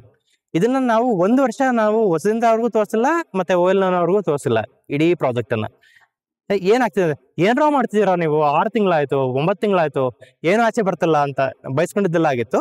ಆ ಟೈಮ್ನಲ್ಲಿ ಅವ್ರಿಗೆ ಫಸ್ಟ್ ಟೈಮ್ ತೋರಿಸಿದಾಗ ಈಗ ನೋಡ್ತಿರಲ್ಲ ಈ ರಿಸಲ್ಟ್, 413 ಕಡೆ 67 ವಚನಕಾರರು, 335 ಕಡೆ ಕಾಯಕ ಅನ್ನೋ ಪದ ಬಳಸ್ತಾರೆ. ಕಾಯಕ ಸರ್ಚ್ ಮಾಡಿದ್ರೆ ನಿಮ್ಗೆ ಆನ್ಸರ್ ಬಂತು. ಅದ್ರ ಜೊತೆಗೆ ಏನ್ ಮಾಡಿದ್ವಿ ನಾವು ಅಂತಂದ್ರೆ, ಇಲ್ಲ ನಾವು ಬರೀ ತೋರಿಸಿದ್ರೆ ಸಾಲದು, ಯಾರು ಅದನ್ನ ಜಾಸ್ತಿ ಬಳಸ್ತಾರೆ, ತಪ್ಪು ಬಳಸ್ತಾರೆ, ಈ ಒಂದು ರಿಕ್ವೈರ್ಮೆಂಟ್. ಸೊ ಯಾವ್ಯಾವ ರೀತಿಯ ವಿಜುವಲೈಸೇಷನ್ ಮತ್ತೆ ಯಾವ್ಯಾವ ರೀತಿಯ ಟೂಲ್ ಅನ್ನ ಬೇರೆ ಬೇರೆ ಪ್ರಾಜೆಕ್ಟ್ಗಳಲ್ಲಿ ಭಾಷೆಗಳಿಗೆ ಬಳಸ್ತಿದ್ದಾರೆ ಅಂತ ನೋಡಿ ಅದನ್ನ ಅಡಾಪ್ಟ್ ಮಾಡಕ್ಕೆ ಶುರು ಮಾಡಿದ್ವಿ. ಇಡೀ ವರ್ಷ ಆಗಿದ್ದ ಕೆಲಸ ಇದು. ವಿಕಿಪೀಡಿಯಾದಲ್ಲಿ ಕನ್ನಡ ಹೆಂಗ್ ಟೈಪ್ ಮಾಡ್ತೀವಿ ಅಂದ್ರೆ, ಅದ್ರಲ್ಲಿ jQuery IME ಅಂತ, as part of contributing to the testing of Kannada keyboard layouts. ಅಲ್ಲಿ ಕನ್ನಡ ಕೀಬೋರ್ಡ್ ಲೇಔಟ್ ಅಲ್ಲಿ ಈಗ ಜಾವಾ ಸ್ಕ್ರಿಪ್ಟ್ ನಲ್ಲಿ ಈ ತರದ ಚೇಂಜಸ್ ಮಾಡ್ಕೊಂಡ್ರೆ ನಮ್ಗೆ ಸುಲಭ ಆಗುತ್ತೆ ಕನ್ನಡ ವಿಕಿಪೀಡಿಯಾದಲ್ಲಿ ಕಾಂಟ್ರಿಬ್ಯೂಟ್ ಮಾಡಕ್ಕೆ ಅಂತ. ಅಲ್ಲಿ ಮಾಡಿದನ್ನ ಯಾಕೆ ನಾವು ಈ ಕನ್ನಡ ಪ್ರಾಜೆಕ್ಟ್ಗೆ ಬಳಸ್ಕೊಳ್ಬಾರ್ದು ಅಂತ ಅಂದ್ಬಿಟ್ಟು, ಇವತ್ತು ನಾನು ಟೈಪ್ ಮಾಡಿದ್ನಲ್ಲ, ಕೀಬೋರ್ಡ್ ಚೇಂಜ್ ಮಾಡಲಿಲ್ಲ, ನಾನು ನೇರವಾಗಿ ಕನ್ನಡದಲ್ಲೇ ಟೈಪ್ ಮಾಡಿದೆ. ಆಯ್ತಾ? ಸೊ ಸುಲಭವಾಗಿ ನಿಮ್ಮ ಮಾತಾಡ್ತಾ ನಾನು ಟೈಪ್ ಮಾಡಿ ಅದನ್ನ ರಿಸಲ್ಟ್ ತಗೊಳ್ಳಿಕ್ಕೆ ಸಾಧ್ಯ ಆಯ್ತು. ಸೊ ಈ ರೀತಿಯದೊಂದು ಮಾಡ್ಕೊಂಡ್ವಿ. ಆಮೇಲೆ ಜಸ್ಟ್ ವಚನ ತೋರಿಸೋದು ಬೇಡ, ಅದು ಹೈಲೈಟ್ ಆಗಿರ್ಬೇಕು ಎಲ್ಲಿದೆ ಆ ಪದ ಅಂತ. ಯಾಕೆಂತಂದ್ರೆ ಪುಸ್ತಕ ಬರೀಬೇಕಾದ್ರೆ ನಾವು ಹೈಲೈಟ್ ಮಾಡ್ಕೊಂಡು ಹೋಗ್ತೀವಲ್ಲ, ರಿಸರ್ಚ್ ಮಾಡ್ಬೇಕಾದ್ರೆ ಎಲ್ಲಿ ಯಾವ ಸಾಲಲ್ಲಿ ಏನಿದೆ ಅಂತ ಅನ್ಬಿಟ್ಟು ಅದಿರಬೇಕು ಅಂತ ಅಂದ್ಬಿಟ್ಟು ಈ ಒಂದು ಫೀಚರ್ ಹಾಕಿದ್ವಿ. ಸೊ ಅವಾಗ ತಕ್ಷಣ ನನ್ನ ಕಣ್ಣು ಆ ಸಾಲಿಗೆ ಹೋಗುತ್ತೆ. ನಾವೆಲ್ಲ ಒಂದ್ ಸ್ವಲ್ಪ ಹಂಗೆ ಫೋಟೋಗ್ರಫಿನೂ ಮಾಡೋರಾಗಿರೋದ್ರಿಂದ ಎಲ್ಲಿ ಅಟೆನ್ಷನ್ ಎಳಿಬೇಕು ಅಂತ ಅಂದ್ಬಿಟ್ಟು ಹೈಲೈಟ್ ಮಾಡಿದ್ವಿ ನಾವು. ಹೈಲೈಟ್ ಮಾಡಿದ ತಕ್ಷಣ ನಿಮ್ಗೆ ನಿಮ್ಮ ರಿಸರ್ಚ್ ಟೈಮ್ ಕಡಿಮೆ ಆಗುತ್ತೆ. ಇಡೀ ವಚನ ಓದೋದ್ರ ಬದಲು ನೀವು ಎಲ್ಲಿ ಓದ್ಬೇಕು, ಏನು ಓದ್ಬೇಕು, ಯಾವ ಸಾಲು ಓದ್ಬೇಕು ಅನ್ನೋದು ಗೊತ್ತಾಗುತ್ತೆ ಅಂತ ಅಂದ್ಬಿಟ್ಟು ಅದನ್ನ ಮಾಡಿದ್ವಿ. ಮತ್ತೆ ಯಾವುದೇ ಒಂದು ಕಂಟೆಂಟ್ ನ ಜನಕ್ಕೆ ಕೊಡ್ಬೇಕಾದ್ರೆ ವಿತೌಟ್ ರೆಫರೆನ್ಸ್ ಮತ್ತೆ ಸೈಟೇಷನ್ ಕೊಡಕ್ಕೆ ನಮ್ಗೊಳಗೆ ಆಗಲ್ಲ. ಯಾಕಂದ್ರೆ ವಿಕಿಪೀಡಿಯಾದಲ್ಲಿ ಕೆಲಸ ಮಾಡಿದೀವಲ್ಲ, ಎಡಿಟರ್ಸ್ ಆಗ್ಬಿಡ್ತೀವಲ್ಲ ನಾವು. ಸೊ ಅದರಿಂದಾಗಿ ನಿಮ್ಗೆ ಯಾವ ಸಂಪುಟದಲ್ಲಿ ಎಷ್ಟನೇ ವಚನ ಅದು ಬೇಕೇ ಬೇಕು, ಅದಿಲ್ಲದ್ರೆ ಕೆಲಸ ಆಗಲ್ಲ ಅಂತ. ಸೊ ಅದ್ರದ್ದು ಕೆಲಸ ಮಾಡಿದ್ವಿ ನಾವು. ಇದೆಲ್ಲ ಸಾಲುಗಳು. ಆಮೇಲೆ ಇದಕ್ಕೆ ಇನ್ನೊಂದು ಕಾರಣ ಇದೆ. ಓಯಲನ್ ಸರ್ ಹೇಳಿದ್ರು, ಯಾರೇ ವಚನಗಳ ಸುತ್ತ ಸಂಶೋಧನೆ ಮಾಡೋದನ್ನ ಕೇಳಿದ್ರೆ ಯಾವ ಬುಕ್ಕಲ್ಲಿ ಯಾವ ನಂಬರ್ ವಚನ ಅಂತ ಅಂದ್ಬಿಟ್ಟು ಅವ್ರು ಹೇಳ್ತಾರೆ ನಿಂಗೆ. ಸೊ ಅದನ್ನು ನಮ್ಗೆ ತುಂಬಾ ಇಂಪ್ಯಾಕ್ಟ್ ಆಯ್ತು ಆ ಒಂದು ಸಾಲು ಅವ್ರು ಹೇಳಿದ್ದು. ಸೊ ಅವರೇ ಹೇಳ್ತಾರೆ ಅಂತಂದ್ರೆ ಇಟ್ ಮೀನ್ಸ್ ಜನರಲ್ಲಿ ಸೈಟೇಷನ್ ಮಾಡಬೇಕು ಮತ್ತೆ ಇದು ಅಂತ ತಲೆಯಲ್ಲಿದೆ. ಆದ್ರೆ ಅದನ್ನ ನಾವು ನಮ್ಮ ಶಾಲೆಗಳಲ್ಲಿ ಕಾಲೇಜುಗಳಲ್ಲಿ ಹೇಳ್ಕೊಟ್ಟಿಲ್ಲ ಮಕ್ಕಳಿಗೆ. ಸೊ ಆ ರೆಫರೆನ್ಸ್ ಸೈಟೇಷನ್ ಬರಲ್ಲ. ಇವತ್ತು ಪ್ರಿಂಟ್ಔಟ್ ತಗೋಬಹುದು, ಪ್ರಿಂಟ್ಔಟ್ ತಗೊಂಡ್ ಬಂದ್ಬಿಡ್ತೀವಿ. ಸೊ ವಿಕಿಪೀಡಿಯಾದಲ್ಲಿ ಅದು ನನಗೆ ವಿಕಿಪೀಡಿಯಾ ವರ್ಕ್ಶಾಪ್ಗಳು ಮಾಡಬೇಕಾದ್ರೆ ಅದೊಂದು ಬಿಗ್ ಇಂಪ್ಯಾಕ್ಟ್. ಜನರಿಗೆ ಹೇಳೋದು, ಈ ರೀತಿ ವಚನಗಳನ್ನ ಎಲ್ಲಾ ಕಡೆ ನೋಟ್ ಮಾಡಿರ್ತಾರೆ, ಹೇಳಿರ್ತಾರೆ, ನಿಮ್ಗೆ ನೀವು ಸೈಟೇಷನ್ ಮಾಡ್ಬೇಕು ಅಂದ್ರೆ ಈ ಪುಸ್ತಕದ ಸಾಲು ಇತ್ಯಾದಿಗಳನ್ನ ಮೆನ್ಷನ್ ಮಾಡಬಹುದು ಅಂತ. ಸೊ ಅದಕ್ಕೆ ಇಲ್ಲಿ ಅದನ್ನ ಬಳಸಿದ್ವಿ ನಾವು. ನಂತರ ಈ ರಿಸರ್ಚ್ ಮಾಡೋ ಟೈಮ್ನಲ್ಲಿ ನಾವು ಅನೋಟೇಷನ್ಸ್ ಎಲ್ಲ ಮಾಡ್ಕೊಳ್ತೀವಲ್ಲ, ಆ ಅನೋಟೇಷನ್ಸ್ ಮಾಡೋಕ್ಕೆ ಸಾಧ್ಯ ಆಗ್ಬೇಕು ಅಂತ ಹೇಳ್ಬಿಟ್ಟು, ಯಾಕೋ ವರ್ಕ್ ಆಗ್ತಿಲ್ಲ. ಸೊ ಅನೋಟೇಷನ್ ಟೂಲ್ ಕೂಡ ಇದರಲ್ಲಿ ನಿಮ್ಗೆ ಕೆಲಸ ಮಾಡುತ್ತೆ. ಅವುಗಳನ್ನ ಸೇರಿ ಇದ್ ಮಾಡಿದ್ವಿ. ಈಗ ನೀವು ನೋಡ್ತಿರೋ ಇಂಟರ್ಫೇಸ್ ಇದೆಯಲ್ಲ, ಇದು ಯಾವುದನ್ನು ನಾವು 2012 ನಂತರ ಮತ್ತೆ ಡೆವಲಪ್ ಮಾಡಿಲ್ಲ. ಮತ್ತೆ ಫರ್ದರ್ ಅಂದ್ರೆ ಫೀಚರ್ಸ್ ಆಡ್ ಮಾಡ್ತಾ ಹೋಗಿದೀವಿ, no changes. This was accessible for visually challenge on day 1. ಇದನ್ನ ಧಾರವಾಡ ಸಾಹಿತ್ಯ ಸಂಭ್ರಮದಲ್ಲಿ ಈ ತರದ್ ಮಾಡಿದರೆ ಹುಡುಗರು ಅಂತ ಹೇಳಿದ ಅಷ್ಟೇ. So that become a news. Otherwise there has been no other launch ಗೀಂಚ್ ಅಂತ ಏನಿಲ್ಲ. ಇದು ಮಾಡಿದ ನಂತರ ನಮ್ಗೆ ಏನಾಯ್ತಪ್ಪ ಅಂತಂದ್ರೆ, ಅವರು ಕೇಳಿದಿಷ್ಟೇ ಸರ್ಚ್ ಮಾಡಬೇಕು ಇತ್ಯಾದಿ ಅಂತ ಅಂದ್ಬಿಟ್ಟು. ಆದ್ರೆ ನಮ್ಗನ್ಸಿದ್ದು, ಯಾವುದೋ ಒಂದು ಸಾಫ್ಟ್ವೇರ್ ನ ಜನರು ಕೊಟ್ಬಿಟ್ರೆ ಸಾಲದು. ಅವರು ನೀವು ಎಷ್ಟೇ ಏನೇ ಟೂಲ್ ಮಾಡಿಕೊಟ್ರು ಅದನ್ನ ಬಳಸೋದಕ್ಕೆ ಹಿಂದೆ ಮುಂದೆ ನೋಡ್ತಾರೆ. ಸೊ ಅದರಿಂದ ಆದಷ್ಟು ಅವ್ರಿಗೆ ಸ್ಪೂನ್ ಫೀಡ್ ಮಾಡುವಂತ ಫೀಚರ್ಗಳನ್ನ ಆಡ್ ಮಾಡೋಣ ಅಂತ. ಈಗ ನಿಮ್ಗೆ ಪದಗಳು ಯಾವ್ಯಾವ್ದು ಬಳಸ್ತಿದ್ದಾರೆ ವಚನದಲ್ಲಿ ನಿಮ್ಗೆ ಬಹಳಷ್ಟು ಜನ ಗೊತ್ತಿಲ್ಲದೆ ಇರ್ಬೋದು. ಇಲ್ಲಿ 2.5 ಲಕ್ಷ ಪದಗಳಿದೆ ಇದ್ರೊಳಗೆ. ಯಾವುದೇ ಒಂದು, ಈಗ ಅಡಗಿ ಅನ್ನೋದನ್ನ, ಅಥವಾ ಅನೇಕ, ಅರವಿನ, ಅದರ ಅಲ್ವಾ, ಹರಿದು, ಇದನ್ನ ಎಲ್ಲೆಲ್ಲಿ ಈ ಪದಗಳು ಬಳಸಿದ್ದಾರೆ ಅಂತಂದ್ರೆ, ನೀವುಗಳು ಕ್ಲಿಕ್ ಮಾಡದೆ ಅಥವಾ ಅದನ್ನ ಟೈಪ್ ಮಾಡಿ ರಿಸರ್ಚ್ ಮಾಡ್ದೇನೆ ಬರೀ ಆ ಪದದ ಪಕ್ಕನೇ ನೀವು ಅದನ್ನ ನೋಡ್ಬೋದು, ಎಷ್ಟು ವಚನದಲ್ಲಿ ಎಷ್ಟು ವಚನಕಾರರು ಬಳಸಿದ್ದಾರೆ ಅನ್ನೋದನ್ನ. ಸೊ ಆ ತರ ಫೀಚರ್ಗಳನ್ನ ಆಡ್ ಮಾಡಿದ್ವಿ ನಾವು. ಇದು ಬಹಳಷ್ಟು ಜನ ಬಳಸ್ತಾರೆ. ಅವ್ರು ಯಾವ ಬಳಸ್ತಾರೆ ಅಂತ ಇನ್ನೂ ಗೊತ್ತಿಲ್ಲ. ತಿಂಗಳಿಗೆ ಏನಿಲ್ಲ ಅಂದ್ರೆ 2,500 ಸಾವಿರ ಯುನೀಕ್ ಯೂಸರ್ಸ್ ವಚನ ಸಂಚಯವನ್ನು ಇವತ್ತಿಗೂ ಬಳಸ್ತಾರೆ. So but we don't track any users, it is left to them ಹಾಗೆ. ಸೊ ಈ ಒಂದಿಷ್ಟೆಲ್ಲ ಫೀಚರ್ಗಳು ಬಂದು visually challenge also could use this particular tool. ಅವ್ರುಗಳು ಅದನ್ನ ರಿಸರ್ಚ್ ಮಾಡಿ ಓದಕ್ಕಾಗತ್ತೆ ಅಂತ ಫಸ್ಟ್ ಡೇನೆ ಅದನ್ನ ಟೆಸ್ಟ್ ಮಾಡಿ ನಮಗೆ ಅದನ್ನ ಹೇಳಿದ್ರು. ಸೊ ಇದಾದ ನಂತರ ನಾವೇನ್ ಮಾಡಿದ್ವಿ, ಇದೇ ಒಂದಿಷ್ಟು ಕೆಲಸಗಳನ್ನ ದಾಸ ಸಾಹಿತ್ಯಕ್ಕೆ ಮಾಡಿದ್ವಿ. ಈ ಪದಗಳನ್ನ ನೋಡ್ತಿದ್ದೀರಲ್ಲ, ಈ ಪದಗಳನ್ನ ಸ್ಪ್ಲಿಟ್ ಮಾಡಿ ಅವುಗಳನ್ನ ಲಿಂಕ್ ಮಾಡ್ಲಿಕ್ಕೆ ಇತ್ಯಾದಿಗಳಿಗೆ we automated many of those things. ಇವತ್ತು ಅಂತ ಹೇಳ್ತೀವಿ ನಾವು, ಇದನ್ನೆಲ್ಲ we wrote scripts to do all this. ಇದನ್ನ ಡೆವಲಪ್ ಮಾಡಕ್ಕೆ ನಾವು ಎಷ್ಟು ಟೈಮ್ ತಗೊಂಡಿದ್ವೋ, ದಾಸ ಸಾಹಿತ್ಯದ ದಾಸ ಸಂಖ್ಯೆಯನ್ನ ಮಾಡ್ಲಿಕ್ಕೆ ನಮಗೆ ತಗೊಂಡಿದ್ದು 3 ಗಂಟೆ ಟೈಮ್. ಯಾಕಂದ್ರೆ ಎಲ್ಲ ರೆಡಿ ಮಾಡಿಟ್ಟಿದ್ವಲ್ಲ ನಮ್ ಸ್ಕೆಲೆಟನ್ನು. ಸೊ ದಾಸ ಸಾಹಿತ್ಯದ ಕಂಟೆಂಟ್ ಕೊಟ್ಟಿದ ತಕ್ಷಣ ಯು ಹ್ಯಾವ್ ಎ ಪೋರ್ಟಲ್, ದಾಸ ಸಾಹಿತ್ಯ, ದಾಸ ಸಂಚಯ ಆಯ್ತು. That was also made available for public. ಮತ್ತೆ ಸರ್ವಜ್ಞ, ನಮ್ಮ ಕಗ್ಗಗಳು ಇದ್ವು ಆನ್ಲೈನು, ರನ್ನ, ಜನ್ನ, ಕವಿರಾಜ ಮಾರ್ಗ, ಹೀಗೆ ಬಹಳಷ್ಟು ಸಾಹಿತ್ಯವನ್ನು ನಾವು ಈ ರೀತಿ ಹಾಕೊಡ್ಬಾರ್ದು ಅಂತ. ಆ ನಂತರ ತಲೆಗೆ ಬಂದಿದೆ, ಇಲ್ಲ ಇದು ಬರೀ ಯಾವುದೋ ಒಂದು ರಿಸರ್ಚ್ ಟೂಲ್ ಆಗ್ತಾ ಇಲ್ಲ, ಕನ್ನಡದಲ್ಲಿ ಯಾವುದೇ ಒಂದು ಸಮಯದಲ್ಲಿ ಬಂದಿರಬಹುದಾದಂತಹ ಸಾಹಿತ್ಯ ಮತ್ತೆ ಅದ್ರಲ್ಲಿ ಬರ್ತಿರೋ ಭಾಷೆಗಳನ್ನ ನೀವು ತಗೊಂಡ್ರೆ, ನೀವು ಕನ್ನಡ ಪದಗಳು ಯಾವ ರೀತಿ ಹುಟ್ಟಾ ಬಂದ್ವು, ಯಾವ ರೀತಿ ಬದಲಾವಣೆ ಆಗ್ತಾ ಬಂದ್ವು ಅನ್ನೋದನ್ನ ನೀವು ನೋಡ್ತಾ ಹೋಗ್ಬೋದು. ಅದಕ್ಕೂ ಇದಾಗತ್ತೆ ಅಂತೇಳಿ ಇದನ್ನ ಕಂಟಿನ್ಯೂ ಮಾಡೋಣ ಅಂತ. ಅದ್ರ ಕಂಟಿನ್ಯೂ ಮಾಡ್ಲಿಕ್ಕೆ ನಿಮ್ಗೆ ಪುಸ್ತಕಗಳು ಬೇಕು, ಅದನ್ನ ಒಬ್ರು ಟೈಪ್ ಮಾಡ್ಕೊಳೋರು ಬೇಕು, ಅದನ್ನ ಕನ್ವರ್ಟ್ ಮಾಡ್ಬೇಕು. ಆದ್ರೆ ಆ ಟೈಮ್ನಲ್ಲಿ OCR ಅನ್ನೋ ಟೂಲ್ಗಳು ನಮ್ಗೆ ಇರ್ಲಿಲ್ಲ. OCR ಮೇಲೆ ಕೆಲಸ ಮಾಡಕ್ ಶುರು ಮಾಡಿದ್ವಿ, ಟೆಸರಾಕ್ಟ್ ಇತ್ಯಾದಿಗಳಿಗೆ. ಜೆ ಟೆಕ್ಸ್ಟ್ ಬಾಕ್ಸ್ ಅಂತೆಲ್ಲ ಒಂದಿಷ್ಟು ಟೂಲ್ಗಳು ಇದ್ವು. ಫಾಂಟ್ಗಳನ್ನ ಅದಕ್ಕೆ ಹಾಕಿ ಅವುಗಳನ್ನ ಸೇರಿಸಿ ಫೀಡ್ ಮಾಡಿ ಅದು ವರ್ಕ್ ಆಗತ್ತಾ, ಡಿಟೆಕ್ಟ್ ಮಾಡುತ್ತಾ ಅಂತ ನೋಡೋಂಥ ಕೆಲಸಗಳು ಆಗ್ತಾ ಇದ್ವು. ಆಗ C++ ಯಾರ್ಯಾರು ಏನೇನು ಕಾಂಟ್ರಿಬ್ಯೂಟ್ ಮಾಡಕ್ಕಾಗ್ತದೆ ಮಾಡ್ತಾ ಇದ್ರು. ಆದ್ರೆ ಈಗಿರೋ ತರ ಗೂಗಲ್ ಲೆನ್ಸ್ ಆಗ್ಲಿ ಅಥವಾ ವಿ ಫ್ಲಾಟ್ ಅಥವಾ ಟೆಸ್ರಾಕ್ಟ್ ಈ ರೀತಿಯ ಟೂಲ್ಸ್ಗಳು ಯಾವುದು ಆಗ ಇರಲಿಲ್ಲ. ಸೊ ಆ ಒಂದು ಕಾರ್ಯನ ಅಲ್ಲೇ ನಿಲ್ಸಿದ್ವಿ ನಾವು. ಆದ್ರೆ ಅದ್ರ ಮಧ್ಯದಲ್ಲಿ ಬಹಳಷ್ಟು ಬೇರೆ ಬೇರೆ ಕೆಲಸಗಳಾದವು. ಸೊ ವಚನ ಸಂಚಯ ಒಂದ್ ಕಡೆ ನಡೀತಾ ಇದ್ರೆ 2010-11 ನಾವು ಕನ್ನಡದ ಪುಸ್ತಕಗಳಿಗೆ ಇಂಡೆಕ್ಸೇ ಇಲ್ವಲ್ಲ. ಈಗ ವಿಕಿಪೀಡಿಯಾದಲ್ಲಿ ವಿಕಿಪೀಡಿಯಾ ಎಡಿಟ್ ಮಾಡ್ಬೇಕಾದ್ರೆ ಏನೋ ಸೈಟೇಷನ್ ಮಾಡ್ಬೇಕಂದ್ರೆ ಪುಸ್ತಕ ಬೇಕು. ಯಾವ ಪುಸ್ತಕ ಓದ್ಲಿ ಅಂತ ಕೇಳಿದ್ರೆ ಇಂಥ ಪುಸ್ತಕ ಇದೆ ಅಂತ ಹೇಳೋದಕ್ಕೆ ನಮ್ಗೆ ಪುಸ್ತಕ ಓದಿರೋರಿಗೆ ಮಾತ್ರ ಗೊತ್ತಿರ್ತಿತ್ತು, ಬೇರೆಯವ್ರಿಗೆ ಗೊತ್ತಾಗ್ತಿರಲಿಲ್ಲ. ಆದ್ರೆ ಕನ್ನಡ ಪುಸ್ತಕಗಳು ಎಲ್ಲಿದ್ದಾವೆ ಅಂತ ಹುಡುಕ್ತಾ ಹೋದಾಗ ನನಗೆ ಕಂಡಿದ್ದು digital library of India. Wikipedia community ಸುತ್ತ ಅದನ್ನ ಮಾತಾಡ್ತಿದ್ವಿ ನಾವು ಈಗಾಗಲೇ. ಇಲ್ಲ ಅವ್ರು ಎಷ್ಟೊಂದು ಡಿಜಿಟೈಸ್ ಮಾಡಿ ಆನ್ಲೈನ್ ಹಾಕಿದ್ದಾರೆ, ಒಂದು 6 ಲಕ್ಷ ಪುಸ್ತಕ ಆಗಿದೆ. ಈವನ್ ರಾಷ್ಟ್ರಪತಿ ಭವನದಲ್ಲಿರುವಂತಹ ಪುಸ್ತಕಗಳನ್ನು ಡಿಜಿಟೈಸ್ ಮಾಡಿದಾರೆ ಅಂತ ಗೊತ್ತಾದ ನಂತರ ಸರಿ ಅದ್ರಲ್ಲಿ ಕನ್ನಡ ಪುಸ್ತಕಗಳು ಎಷ್ಟಿದೆ ಅಂತ ನೋಡಿದ್ರೆ 3,500. ಓಕೆ, ಒಂದು ಇಂಡಿಯನ್ ಇನ್ಸ್ಟಿಟ್ಯೂಟ್ ಆಫ್ ಸೈನ್ಸ್ ನ ಸರ್ವರ್ ನಲ್ಲಿ, ಇನ್ನೊಂದು 3,000 ನಮ್ಮ ಓಸ್ಮಾನಿಯಾ ಡಿಜಿಟಲ್ ಲೈಬ್ರರಿ ಏನ್ ಕ್ರಿಯೇಟ್ ಮಾಡಿದ್ದು ಅದರಲ್ಲಿ. ಬಟ್ ಎಲ್ಲಾ ಪ್ರಾಜೆಕ್ಟ್ ಒಂದೇ, ಡಿಜಿಟಲ್ ಲೈಬ್ರರಿ ಆಫ್ ಇಂಡಿಯಾ. ಸರಿ, ಅದನ್ನ ನೋಡಿದ್ವಿ. ಆದ್ರೆ ಅದರಲ್ಲಿ ಪುಸ್ತಕಗಳನ್ನ ಹುಡ್ಕೋದು ಸಿಕ್ಕಾಪಟ್ಟೆ ಕಷ್ಟ ಆಗ್ತಾ ಇತ್ತು. ಯಾಕಪ್ಪ ಅಂತಂದ್ರೆ ಅಗೇನ್ ನಮ್ಮ ಇಲ್ಲಿ ಆಸ್ಕಿ ಅಂತ ಒಂದು ಹೇಳಿದ್ನಲ್ಲ, ಅದೇ ರೀತಿ ಯುನಿಕೋಡ್ ಅನ್ನ ಅವರು ಬಳಸ್ತಾ ಇರಲಿಲ್ಲ ಒಂದು. ಎರಡನೇದು, ಆಸ್ಕಿ ತರನೇ ನೇಮಿಂಗ್ ಕನ್ವೆನ್ಷನ್ಗೆ ಅವ್ರದ್ದೇ ಆದಂತ ಒಂದು ಸ್ಟ್ಯಾಂಡರ್ಡ್ ಮಾಡ್ಕೊಂಡಿದ್ರು. ಕೃಷ್ಣ, ನೀವು ಎಷ್ಟು ಜನ ಈಗ ಹೇಗೆ ಅದನ್ನ ಹಿಂಗ ಕಂಗ್ಲೀಷಲ್ಲಿ ಬರೀತೀರಿ ಹೇಳ್ಬೋದು. KRU ಅಲ್ವಾ, KRI ಕೃಷ್ಣ ಅಂತ ಹೇಳೋರು. ಆದ್ರೆ ಇಲ್ಲಿ KRX ಯೂಸ್ ಮಾಡೋರು. This is just one simple example. So KRX ಅಂತಂದ್ರೆ ಸಾಮಾನ್ಯವಾಗಿ ಯಾರೇ ಕನ್ನಡದಲ್ಲಿ ಇಂಗ್ಲಿಷ್ ನಲ್ಲಿ ಕನ್ನಡ ಬರೆಯೋರು KRX ಬರೆಯೋದೇ ಇಲ್ಲ. ಸೊ ಅದರಿಂದಾಗಿ there was one more gap. So ಅದನ್ನ ನೋಡಿ ನಾವೇನ್ ಮಾಡಿದ್ವಿ ಅಂತಂದ್ರೆ ಸಮೂಹ ಸಂಚಯ, ಅದೇ ಇದೇ ರೀತಿ ಈ ತರ ಬೇರೆ ಬೇರೆ ಬೇರೆ ಬೇರೆ ಪ್ರಾಜೆಕ್ಟ್ಗಳು ಉಟ್ಕೊಂಡಿರ್ತಿಲ್ಲಿ. ಸಮುದಾಯ ಸಹಭಾಗಿತ್ವ ಆಗ್ಬೇಕು ಅಥವಾ ಸಮುದಾಯದ ಮೂಲಕ ಈ ತರದೊಂದು ಕೆಲಸ ಆಗ್ಬೇಕು ಅಂತ ಹೇಳಿ ಸಮೂಹ ಸಂಚಯ ಅಂತ ಮಾಡಿ ನಾವೇನ್ ಹೇಳಿದ್ವಿ, ಡಿಜಿಟಲ್ ಲೈಬ್ರರಿ ಆಫ್ ಇಂಡಿಯಾದಲ್ಲಿರುವಂತ ಎಲ್ಲಾ ಮೆಟಡಾಟಾನ ಸ್ಕ್ರೇಪ್ ಮಾಡಿ ನಾನು ನಿಮಗೆ ಕೊಡ್ತೀವಿ. ಜೊತೆಗೆ ಆ ಪುಸ್ತಕಗಳನ್ನ ಡೌನ್ಲೋಡ್ ಮಾಡಕ್ ಲಿಂಕ್ ಕೊಡ್ತೀವಿ. ಯಾಕಂದ್ರೆ ಡಿಜಿಟಲ್ ಲೈಬ್ರರಿ ಆಫ್ ಲಿಂಕ್ಗಳು ಇದ್ವು ನಮ್ಗೆ. ಆಗ ಪುಸ್ತಕಗಳನ್ನ ಡೌನ್ಲೋಡ್ ಮಾಡ್ಕೊಳ್ಳಿ ನೀವು, ಯಾರ್ಯಾರಿಗಾಗುತ್ತೋ ಅವ್ರವರು. ಆದ್ರೆ ನಮ್ಗೆ ಒಂದ್ ಹೆಲ್ಪ್ ಮಾಡಿ, ಆ ಪುಸ್ತಕಗಳ ಹೆಸರು ಇರುತ್ತಲ್ಲ, ಹೆಸರು, ಪ್ರಕಾಶಕರ ಹೆಸರು ಮತ್ತೆ ಲೇಖಕರ ಹೆಸರನ್ನ ಟೈಪ್ ಮಾಡಿ ನಮಗೆ ಕೊಡಿ ಅಂತ ಒಂದ್ ಸಣ್ಣದೊಂದು ಇದೇ ರೀತಿ ಟೂಲ್ ಮಾಡಿ ಬಿಟ್ಬಿಡ್ವಿ ನಾವು. ಕೇವಲ 15 ದಿನದಲ್ಲಿ 6,500 ಪುಸ್ತಕಗಳ ಇಂಡೆಕ್ಸ್ ರೆಡಿ ಆಯ್ತು ಆನ್ಲೈನ್. ಅಂಡ್ ದಟ್ ಬಿಕೇಮ್ ಪುಸ್ತಕ ಸಂಚಯ. ಇವತ್ತು ನಿಮ್ಗೆ ಆಕ್ಚುಲ್ ಆಗಿ ಇಲ್ಲಿ ಸುಮಾರು 40-50 ಸಾವಿರ ಪುಸ್ತಕಗಳ ಪಟ್ಟಿ ನಿಮ್ಗೆ ಒಂದ್ ಕಡೆ ಸಿಗತ್ತೆ.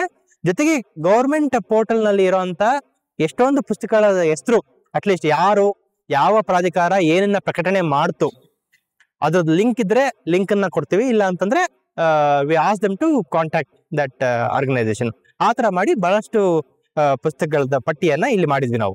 ಸೊ ಇಲ್ಲೇ ನಿಮಗೆ ಪುಸ್ತಕ ಸಂಚಯ. ಸೊ ಈ ಪುಸ್ತಕ ಸಂಚಯ ಮಾಡಿದ ಟೈಮ್ ನಲ್ಲಿ ಈ ಲಿಂಕ್ ನೋಡ್ತಿರಲ್ಲ, ಬ್ಲೂ ಕಲರ್ ಬುಕ್, ಇದು ಆಕ್ಚುಲ್ ಆಗಿ ಡಿಜಿಟಲ್ ಲೈಬ್ರರಿ ಆಫ್ ಇಂಡಿಯಾ ಅಥವಾ ಉಸ್ಮಾನಿಯಾ ಡಿಜಿಟಲ್ ಲೈಬ್ರರಿಗೆ ಹೋಗ್ತಾ ಇತ್ತು ಮುಂಚೆ. ಆದ್ರೆ ಎಲ್ಲಾ ಪ್ರಾಜೆಕ್ಟ್ಗಳನ್ನ ರಿಮೂವ್ ಮಾಡಿದ್ರು. ಎಲ್ಲಾ ಸರ್ವರ್ ಇವಾಗ ಯಾವ್ದು ಆಕ್ಸೆಸ್ ಇಲ್ಲ. ಯಾಕಪ್ಪ ಅಂತಂದ್ರೆ ಗೌರ್ಮೆಂಟ್ ಆ ಒಂದು ಕೆಲಸ ಮಾಡಿದಾಗ none of them bothered about copy rights.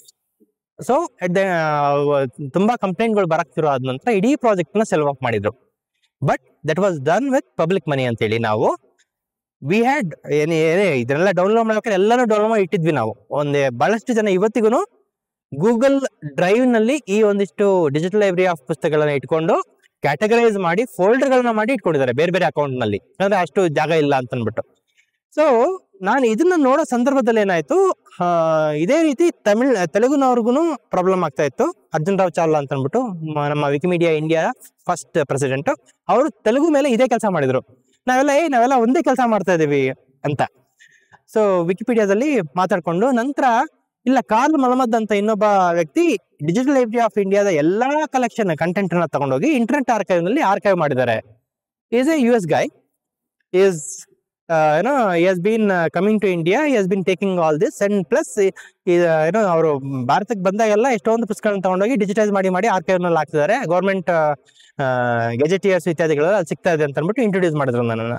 ಇದೇ ಚರ್ಚ್ ಸ್ಟ್ರೀಟ್ ನಲ್ಲಿ 2017-18 ನಾನು ಕಾರ್ಲ್ ಮಲಮದ್ ಮೀಟ್ ಮಾಡಿದ್ದು. ಅವ್ರಿಗೆ ಈ ವಚನ ಸಂಚಯ ಬಗ್ಗೆ ಹೇಳಿ, ನಾನು ಕನ್ನಡದ ಪುಸ್ತಕಗಳು ಇಟ್ಕೊಂಡಿದ್ದೀನಿ ಡಿಜಿಟಲ್ ಲೈಬ್ರರಿ ಆಫ್ ಇಂಡಿಯಾದು, ನೀವು ಅಪ್ಲೋಡ್ ಮಾಡಬಹುದು ಅಂತ ಕೇಳಿದೆ. That was my first conversation with him. ಅವ್ರಗಳಿಗೆ ವಚನಗಳು ಗೊತ್ತಿಲ್ಲ, ಕನ್ನಡ ಇಲ್ಲಿ ಭಾಷೆ ಅಂತ ಗೊತ್ತು ಅಷ್ಟೇ, ಆದ್ರೆ ಪುಸ್ತಕಗಳು ಇತ್ಯಾದಿ ಮತ್ತೆ ಡಿಜಿಟಲ್ ಆರ್ಕೈವಿಂಗ್ ಅಂತ ಇದ್ದಿದ್ರಿಂದ ಭೇಟಿ ಆದ್ರೂ ಕಾಫಿ ಕುಡಿತಾ ಅವ್ರಿಗೆ ವಚನ ಸಂಚಯ ಹೇಗ್ ಬಂತು ಅಥವಾ ವಚನ ಸಾಹಿತ್ಯ ಅಂದ್ರೇನು ಮತ್ತೆ ಅದರಲ್ಲಿ ಶೂನ್ಯ ಸಂಪಾದನೆ ಏನು ಅಂತ ಹೇಳ್ದೆ ನಾನು. ಸೊ ಶೂನ್ಯ ಸಂಪಾದನೆ ಅಂತ ಅಂದ್ರೆ ಕೆಲವ್ರಿಗೆ ಗೊತ್ತಿರಬಹುದು ವಚನದ ಬಗ್ಗೆ ಓದಿರೋರಿಗೆ. ವಚನಗಳು 10, 11, 12ನೇ ಶತಮಾನದಲ್ಲಿ ಸಾಮಾಜಿಕ ಚಳುವಳಿಯಾಗಿ ಯಾವಾಗ ಕನ್ವರ್ಟ್ ಆಯ್ತು, ಬಸವಣ್ಣನವರಿಂದ ಹಿಡಿದು ಅವರ ಫಾಲೋವರ್ಸ್ನೆಲ್ಲ ಕೊಲ್ಲಿಕ್ಕೆ ಶುರು ಮಾಡ್ತಾರೆ. ವಚನಗಳನ್ನು ನಾವು ಕಳ್ಕೊಂಡಿದ್ದ ಹಾಗೆ ಫಸ್ಟ್. ಆನಂತರ ಅವುಗಳನ್ನ ಈ ಓರಲ್ ಅಥವಾ ಮೌಖಿಕ ಇದು ಅಂತ ಏನ್ ಹೇಳ್ತೀವಿ, ಅದರಿಂದ ಅದನ್ನ ಮತ್ತೆ ಜನರಿಂದನೇ ಸಂಪಾದನೆ ಮಾಡಿ ಇವತ್ತು ನಾವು ಓದ್ತಿರೋಂಥ ವಚನಗಳನ್ನ ನಮ್ ಕೈ ಕೊಟ್ಟಿರುವಂಥದ್ದು. ಅವುಗಳು ಮತ್ತೆ ಬದಲಾವಣೆ ಆಗ್ತಾನೆ ಇದಾವೆ. ಅದು ಬರ್ದಂಗೆ ಅದನ್ನ ಯಾವ ರೀತಿ ಜನ ಅದನ್ನ ಅಕ್ಸೆಪ್ಟ್ ಮಾಡ್ಕೊಳ್ತಾರೆ ಅದ್ರ ಮೇಲೆ ಮುಂದೆ ಬಂತು. ಆದ್ರೆ ಅದ್ರಲ್ಲಿ ಆದಂತ ಈ ರೀತಿಯ ಕಲೆಕ್ಷನ್ ಅಥವಾ ಸಂಗ್ರಹಣೆ ಮಾಡ್ಲಿಕ್ಕೆ ಆದಂತ ಮೊದಲನೇ ಎಫರ್ಟ್ ಶೂನ್ಯ ಸಂಪಾದನೆ. ಏನೂ ಇಲ್ಲದೆ ಇದ್ದ ಕಾಲದಲ್ಲಿ ಮತ್ತೆ ಜನಗಳ ಹತ್ತ ವಾಪಸ್ ಹೋಗಿ ಅವರ ಬಾಯಿನಲ್ಲಿದ್ದಂತಹ ವಚನಗಳನ್ನ ರೆಕಾರ್ಡ್ ಇದು ತಾಳೆಗರಿಗಳ ಮೇಲೆ ಬರೆದು ಉಳಿಸಿ ನಮಗೆ ಕೊಟ್ಟಿರುವಂತದ್ದೇ ಈಗ ನಾವು ಓದ್ತಿರುವಂತ ವಚನಗಳು. ಸೊ ಇದನ್ನ ಹೇಳ್ಬೇಕಾದ್ರೆ ಕಾರ್ಲ್ ಅವರು ನನಗೆ ಜೈ ಜ್ಞಾನ್ ಅಂತ ಒಂದು ಪ್ರಾಜೆಕ್ಟ್ ಬಗ್ಗೆ ಹೇಳಿದ್ರು. ಇಂಡಿಯಾದಲ್ಲಿರುವಂತ ಎಷ್ಟೊಂದು ಗೌರ್ಮೆಂಟ್ ಪೋರ್ಟಲ್ಗಳಲ್ಲಿ ಇರುವಂತಹ ಪುಸ್ತಕಗಳು, PDF-ಗಳು, ಡಾಕ್ಯುಮೆಂಟ್ಗಳು, ವಿಡಿಯೋಗಳು, ಆಡಿಯೋಗಳು ಎಲ್ಲವನ್ನು ನಾನು ಇದುವರೆಗೆ ಆಗ್ತಾ ಬರ್ತಿದ್ದೀನಿ ಆನ್ಲೈನ್ ಅಂತ. ಇಂಟರ್ನೆಟ್ ಆರ್ಕೈವ್ ಬಳಸ್ತಾ ಇದ್ವಿ, ಬಟ್ ಇಷ್ಟೊಂದೆಲ್ಲ ಅಬ್ಸರ್ವ್ ಮಾಡಿರಲಿಲ್ಲ ನಾವು. archive.org ಹೋದ್ರೆ ನಿಮ್ಗೆ ಜೈ ಜ್ಞಾನ್ ಕಲೆಕ್ಷನ್ ಹೋದ್ರೆ ಇವತ್ತು ನಿಮಗೆ ಸುಮಾರು 14 ಲಕ್ಷ ಭಾರತಕ್ಕೆ ಸಂಬಂಧಪಟ್ಟ ಡಾಕ್ಯುಮೆಂಟ್ಸ್ಗಳು ನಿಮ್ಗೆ ಸಿಗತ್ತೆ. ಇದರಲ್ಲಿ ಅವರು ಗಾಂಧಿದ Hind Swaraj collection, public library of India ಅಂದ್ರೆ ಡಿಜಿಟಲ್ ಲೈಬ್ರರಿ ಆಫ್ ಇಂಡಿಯಾದಲ್ಲಿ ಇದ್ದಂತಹ 5.25 ಲಕ್ಷ ಪುಸ್ತಕಗಳು ಹಾಕಿರೋದ್ರೆಲ್ಲ ತೋರಿಸಿದ್ರು. ನಾವು ನೋಡಿದ್ರೆ ಅದರಲ್ಲಿ ಕನ್ನಡ ಇಲ್ಲ, ತೆಲುಗು ಇಲ್ಲ. So we are A good fit for adding rest of the content. So ಅದನ್ನ ಮಾಡಿದ್ವಿ. ಸೊ ಪುಸ್ತಕಗಳು ಉಳ್ಕೊಂಡ್ವು. ಒಂದು ಸಂಚಯ ಮೂಲಕ ಮಾಡಿದಂಥದ್ದು ಲಿಸ್ಟ್ ಮಾಡಬೇಕು, ಪಟ್ಟಿ ಮಾಡಬೇಕು ಅಂತ ಹೊರಟಿದ್ದು, ಅದು ಕಡೆಗೆ ಹೋಗಿ ಇಂಟರ್ನೆಟ್ ಆರ್ಕೈವ್ ನಲ್ಲಿ ಪರ್ಮನೆಂಟ್ ಆರ್ಕೈವ್ ಆಯ್ತು. ಇಲ್ಲಿಂದ ಶುರುವಾಗಿದ್ದ ಕತೆ ಇನ್ನೊಂದು ರೀತಿಯ ಪ್ರಾಜೆಕ್ಟ್ ಆಗುತ್ತೆ, ಅದನ್ನ ನಂತರ ಹೇಳ್ತೀನಿ ನಾನು, ಯಾಕಂದ್ರೆ ಅದು that's A different story. So ಇಲ್ಲಿಗೆ ಬಂತು ಶೂನ್ಯ ಸಂಪಾದನೆ ಬಗ್ಗೆ ಹೇಳ್ತಾ ಇದ್ನಲ್ಲ. ಸೊ ಇದು ಈ ಅವರು ಫಾರಿನರ್ ಆಗಿದ್ದು ನಮ್ಮ ನೆಲದಲ್ಲಾಗಿರುವಂತ ಈ ಒಂದು ಸೋಷಿಯಲ್ ಮೂವ್ಮೆಂಟ್ ನ was able to connect to his work. ಕಾಲ್ ಏನ್ ಮಾಡ್ತಾರೆ ಅಂತಂದ್ರೆ US ನಲ್ಲಿ ಮತ್ತೆ ಬೇರೆ ಬೇರೆ ಕಡೆ ಲಾ ಅಥವಾ ಕಾನೂನು ಸುಲಭವಾಗಿ ಜನರಿಗೆ ಸಿಗ್ತಾ ಇಲ್ಲ. ಸೊ ಇವತ್ತಿಗೂ ಕೂಡ ಸರ್ಕಾರ ನಮಗೆ ಮಾಡ್ತಾ ಡೆಮೋಕ್ರಸಿ ಅಥವಾ ಇದ್ರ ಕೆಳಗಡೆ ಮಾಡ್ತಿರುವಂತ ಕಾನೂನುಗಳನ್ನ ಜನಕ್ಕೆ ನೇರವಾಗಿ ಓದ್ಲಿಕ್ಕೆ ಕೊಡ್ತಾ ಇಲ್ಲ. ಅದನ್ನ ಬೇರೆ ಬೇರೆ ಪಬ್ಲಿಷರಿಗೆ ಕೊಟ್ಟು ಅಲ್ಲಿಂದ ಸೇಲ್ ಮಾಡ್ತಿದ್ದಾರೆ. ಸೊ ಅದನ್ನ ಅವರು has been fighting public resource ಅಂತ ಅಂದ್ಬಿಟ್ಟು. ಸೊ ನಾನು ಮಾಡ್ತಿರೋದು ಅದನ್ನೇ ಜನರಿಗೆ ಸಿಗಬೇಕಾಗಿರೋಂಥ ಮುಕ್ತ ಮಾಹಿತಿ, ಮುಕ್ತ ಜ್ಞಾನವನ್ನ ನಾನು ತಲುಪಿಸಿಗೆ ಇದ್ ಮಾಡ್ತೀನಿ ಅಂತೇಳಿ ಈ joins hands to continue this journey in a different project all together. ಮತ್ತೆ ಅಲ್ಲಿಗೆ ವಾಪಸ್ ಬರೋಣ. ಸೊ ಈ ವಚನ ಸಂಖ್ಯೆ ಈ ರೀತಿ ಬಹಳಷ್ಟು ಪ್ರಾಜೆಕ್ಟ್ಗಳು ಒಂದಾದ್ಮೇಲೆ ಒಂದು ಬೆಳೀತಾ ಬಂತು. ಆ ನಂತರ ಕನ್ನಡ ಫಾಂಟ್ಸ್ಗಳು ಈಗಾಗಲೇ ಹೇಳ್ತಾ ಇದೆ, ಬಹಳಷ್ಟು ಫಾಂಟ್ಗಳನ್ನ ಇದಾವೆ, ಜನರಿಗೆ ಯೂನಿಕೋಡ್ ನಲ್ಲಿ ಇದೆ ಅಂತ ಗೊತ್ತಿಲ್ಲ, ಅದ್ರದ್ದೊಂದು ಲಿಸ್ಟ್ ಮಾಡಬೇಕು. ಮತ್ತೆ ಯಾವುದೇ ಒಂದು ಫಾಂಟ್ ಬಳಸ್ತಿದೀನಿ ಅಂತಂದ್ರೆ ನೀವು ಆ ಫಾಂಟ್ ಯಾವ ರೀತಿ ಕಾಣುತ್ತೆ, ಅದ್ರಲ್ಲಿರೋ ತಾಂತ್ರಿಕ ತೊಂದರೆಗಳೇನು, ಅದನ್ನ ಫಿಕ್ಸ್ ಮಾಡ್ಬೇಕು ಅಂತಂದ್ರೆ ಅದ್ರ ಡೆವಲಪರ್ನ ಯಾವ ರೀತಿ ಕಾಂಟ್ಯಾಕ್ಟ್ ಮಾಡೋದು. ಮತ್ತೆ ಅದರಲ್ಲಿ ಕಂಜಂಕ್ಟ್ಸ್, ಈಗ ಮಲ್ಟಿಪಲ್ ಒತ್ತಕ್ಷರಗಳಿದ್ರೆ ಆ ಅಕ್ಷರಗಳು ನಮ್ಗೆ ಪ್ರಿಂಟಲ್ಲಿ ಚೆನ್ನಾಗಿ ಕಾಣುತ್ತಾ, ಓದಕ್ ಚೆನ್ನಾಗಿ ಕಾಣುತ್ತಾ, ಈ ತರದ್ ನೋಡ್ಬೇಕು ಅಂತಂದ್ರೆ ಒಂದು ಟೂಲೇ ಇರ್ತಿರ್ಲಿಲ್ಲ. ಆದ್ರೆ ಈ ಒಂದು ರೀಸನ್ಗಳನ್ನ ಕೊಟ್ಟು ಯೂನಿಕೋಡ್ ನ ಬಳಸದೇ ಇರೋಂತ ಒಂದಿಷ್ಟು ಪರಿಸ್ಥಿತಿನೂ ನಾವು ನೋಡಿದ್ವಿ. ಹೀಟೆಡ್ ಕಾನ್ವರ್ಸೇಷನ್ ಆಗೋದು, ಇಲ್ಲ ಫಾಂಟ್ಗಳು ಚೆನ್ನಾಗಿ ಕಾಣಲ್ಲ ಪ್ರಿಂಟ್ ಮಾಡಿದ್ರೆ ಅಂತ ಅಂದ್ಬಿಟ್ಟು. ಯಾಕೆ ಕಾಣಲ್ಲ ಅಂತಂದ್ರೆ ಆ ಪ್ರಾಕ್ಟಿಕಲ್ ಆಗಿ ಅದನ್ನ ನೀವು ಎಕ್ಸ್ಪೀರಿಯನ್ಸ್ ಮಾಡಿದ್ರೆ ಮಾತ್ರ ಗೊತ್ತಾಗುತ್ತೆ ಆ ಫಾಂಟ್ಗಳು ನಿಮ್ಗೆ PDF ನಲ್ಲಿ ಸರಿಯಾಗಿ ರೆಂಡರ್ ಆಗಲ್ಲ, ಅಥವಾ ಇನ್ಯಾವುದೋ ಒಂದು ಟೂಲಲ್ಲಿ ರೆಂಡರ್ ಆಗಲ್ಲ, ಅಥವಾ ನೀವು ಬಳಸ್ತಿರೋಂಥ ಮೊಬೈಲ್ನಲ್ಲೋ ಲ್ಯಾಪ್ಟಾಪ್ನಲ್ಲೋ ರೆಂಡರ್ ಆಗಲ್ಲ ಅಂತ ಅಂದ್ಬಿಟ್ಟು. ಅದಕ್ಕೆ ಯಾಕೆ ನಾವು ಆನ್ಲೈನ್ ಅದನ್ನ ಜನರೇ ನೋಡ್ಕೊಳಂಗ್ ಮಾಡಬಾರ್ದು ಅಂತ ಹೇಳ್ಬಿಟ್ಟು ಫಾಂಟ್ ಸಂಚಯ ಮಾಡಿದ್ವಿ. ಸೊ ಈ ರೀತಿ ಸಂಚಯ ಬೇರೆ ಬೇರೆ ಬೇರೆ ಬೇರೆ ರೀತಿಯ ಒಂದಿಷ್ಟು ಚಾಲೆಂಜ್ಗಳನ್ನ ತಗೊಳ್ತಾ ಹೋಯ್ತು. ಇವತ್ತು ನೀವು ಸಂಚಯದ ಗಿಟ್ಹಬ್ ಪ್ರಾಜೆಕ್ಟ್ಗೆ ಹೋದ್ರೆ ನಿಮ್ಗೆ ಸುಮಾರು 170ಕ್ಕಿಂತ ಹೆಚ್ಚು ಪ್ರಾಜೆಕ್ಟ್ಗಳು ಒಂದ್ ಕಡೆ ಸಿಗತ್ತೆ.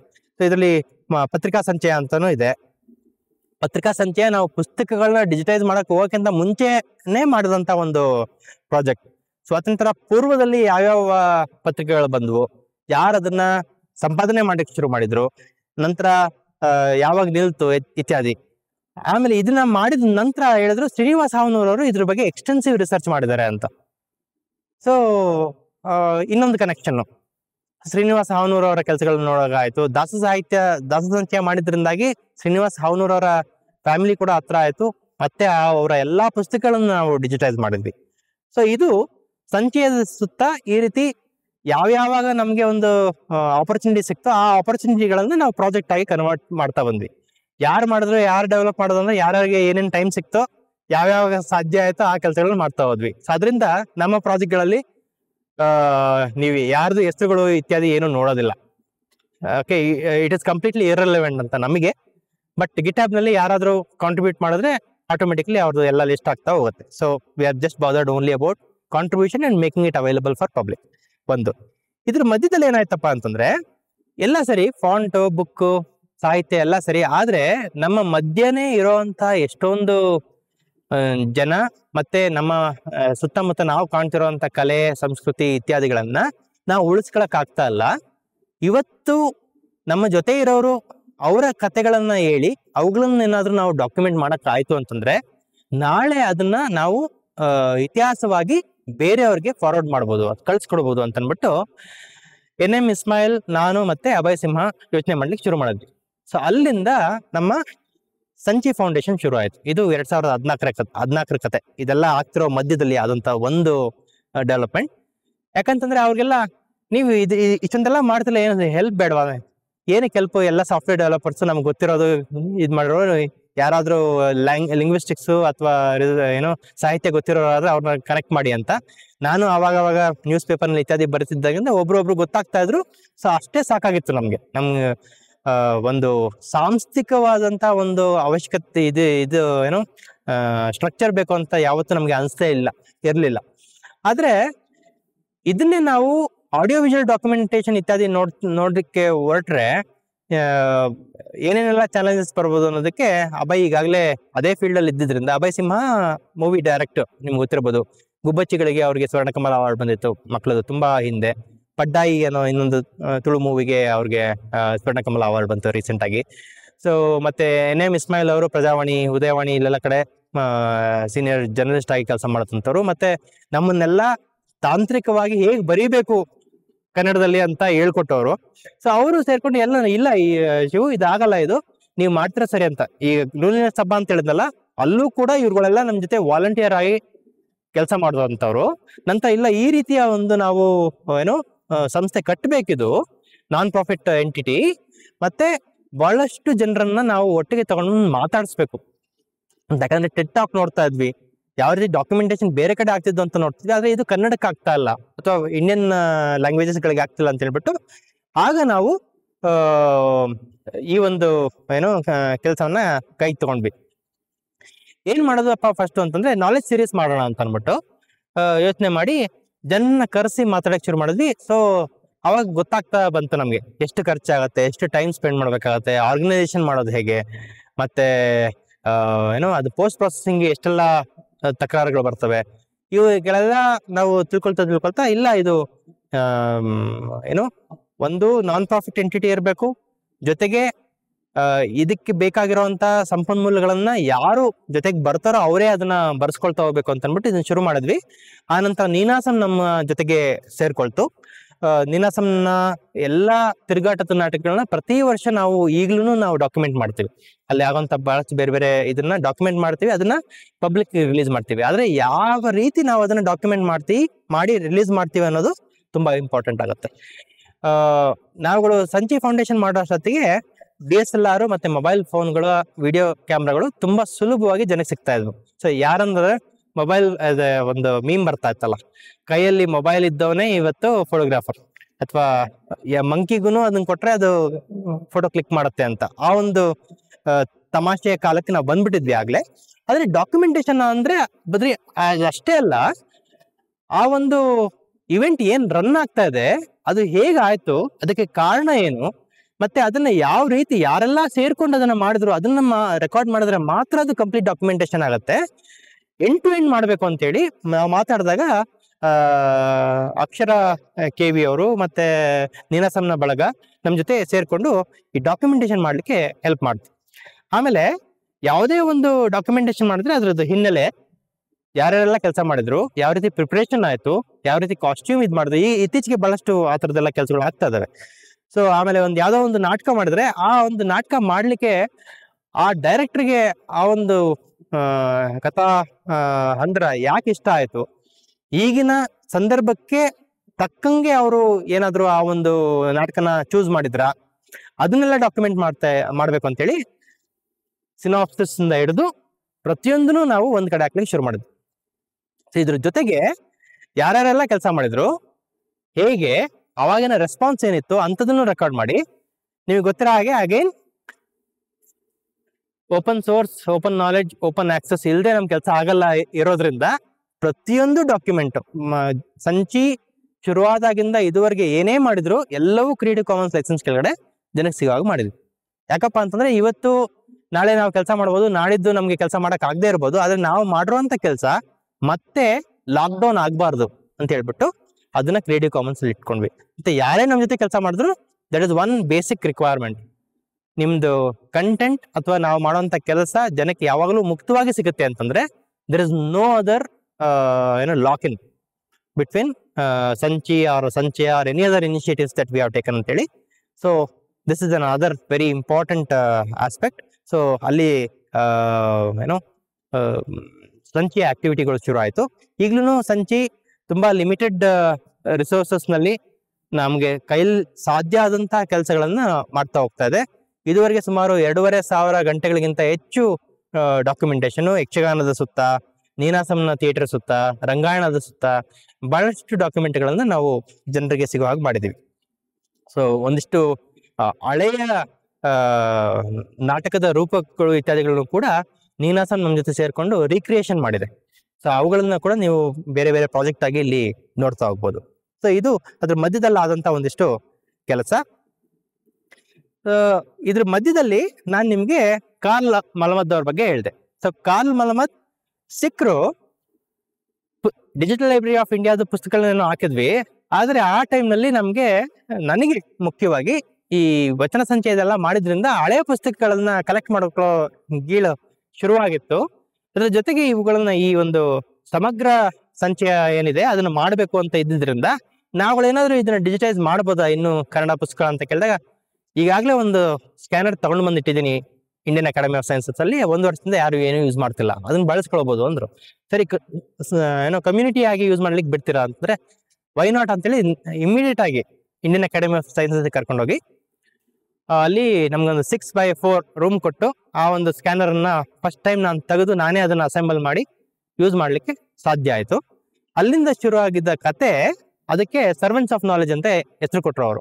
ನಾವೆಲ್ಲ ಜ್ಞಾನದ ಸೇವಕರು, ಜ್ಞಾನವನ್ನ ಯಾವ್ಯಾವ ರೀತಿ ಬೇರೆ ಬೇರೆಯವರಿಗೆ ತಲುಪಿಸಕ್ಕೆ ಇದ್ ಮಾಡ್ಬೇಕು ಅಂತ ಯೋಚನೆ ಮಾಡ್ತಿದೀವಿ ನಾವು. ಸೊ ಇದೇ ಒಂದು ಆಪ್ಟ್ ಪ್ರಾಜೆಕ್ಟ್ ಅಂತ ಹೇಳಿ ಅದನ್ನ ಕೊಟ್ಟು ಫಸ್ಟ್ ಡೇ ನಮ್ಮ ಸ್ಕ್ಯಾನರ್ ನಲ್ಲಿ I was able to scan around 800 page per hour. Okay, so ಅದು ಸಾಧ್ಯ ಆಗಿದ್ರಿಂದ ಸರಿ ನೋಡಿ ಏನ್ ಮಾಡಕ್ಕಾಗತ್ತೆ ಅಂತ. ಸೊ ವೀಕೆಂಡ್ ನಲ್ಲಿ ಟೈಮ್ ಸಿಕ್ಕಾಗಲ್ಲ ಇಂಡಿಯನ್ ಅಕಾಡೆಮಿ ಆಫ್ ಸೈನ್ಸಸ್ಗೆ ಹೋಗೋದು, ಕೂತ್ಕೊಂಡು ಅವ್ರದ್ದು ಸಭಾಂಗಣ ಇದೆಯಲ್ಲ ಅದ್ರ ಹಿಂದಿನ ಒಂದು ಸಣ್ಣ ರೂಮ್ ಅಲ್ಲಿ ಹೋಗ್ಬಿಟ್ಟು ಕೂತ್ಕೊಂಡು ಎಷ್ಟು ಪುಸ್ತಕ ತಗೊಂಡು ಹೋಗ್ತೀವೋ ಅದು ಮಾಡೋದು, ಆಚೆ ಬರೋದು. ಇಲ್ಲ ಇದನ್ನ ಸಸ್ಟೈನ್ ಮಾಡಬೇಕು ಅಂತೇಳಿ ನಾ ಯೋಚನೆ ಮಾಡಿದೆ. ಅದೇ ಸಮಯದಲ್ಲಿ ಸಿಜು ಅಲೆಕ್ಸ್ ಅಂತ ಇನ್ನೊಬ್ಬ ಫ್ರೆಂಡ್ ವಿಕಿಪೀಡಿಯಾದವನು, ಅವನು ಮಲಯಾಳಂ ಪುಸ್ತಕಗಳನ್ನ ಅಲ್ಲಿ ಇಲ್ಲಿ ಕಲೆಕ್ಟ್ ಮಾಡ್ಕೊಂಡ್ ಬರೋನು ಇದೇ ತರ. ಸೊ ಇದೆಲ್ಲ ಆಗ್ತಾ ಇದ್ದಾಗ ಕಾರ್ಲ್ ಅವ್ರಿಗೆ ಗೊತ್ತಾಯ್ತು, ಇಲ್ಲ ವಿ ಆರ್ ಸೀರಿಯಸ್ ಅಂತ ಅರ್ಥ ಆಯ್ತು. ಜೊತೆಗೆ ಸೆಡ್ ನಾನು ಅದನ್ನ ಸಸ್ಟೈನ್ ಮಾಡ್ಬೇಕು ಅಂತೇಳಿ ಆಗಿನ ಟೈಮ್ನಲ್ಲಿ ನಾನು ತಮ್ಮನ್ನೇ ಕೂರಿಸಿ ಫುಲ್ ಟೈಮ್ ನಾವು ಸ್ಕ್ಯಾನ್ ಮಾಡಕ್ಕೆ ಆ ಒಂದು ರೂಮ್ ಯೂಸ್ ಮಾಡ್ಕೊಳ್ಳಕ್ಕೆ ನಮ್ಮ ಪರ್ಮಿಷನ್ ತಗೊಂಡ್ವಿ ನಾವು.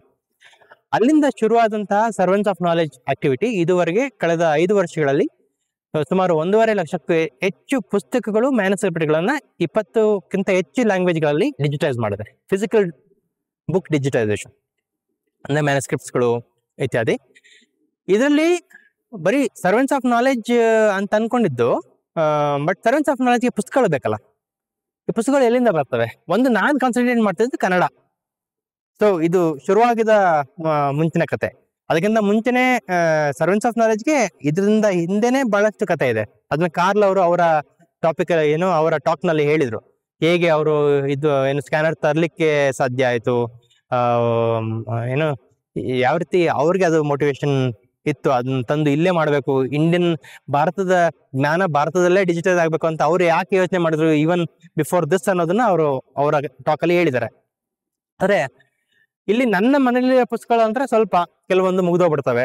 ಅಕಾಡೆಮಿನಲ್ಲಿ ಒಂದಿಷ್ಟು ಸಿಗ್ಬೋದು.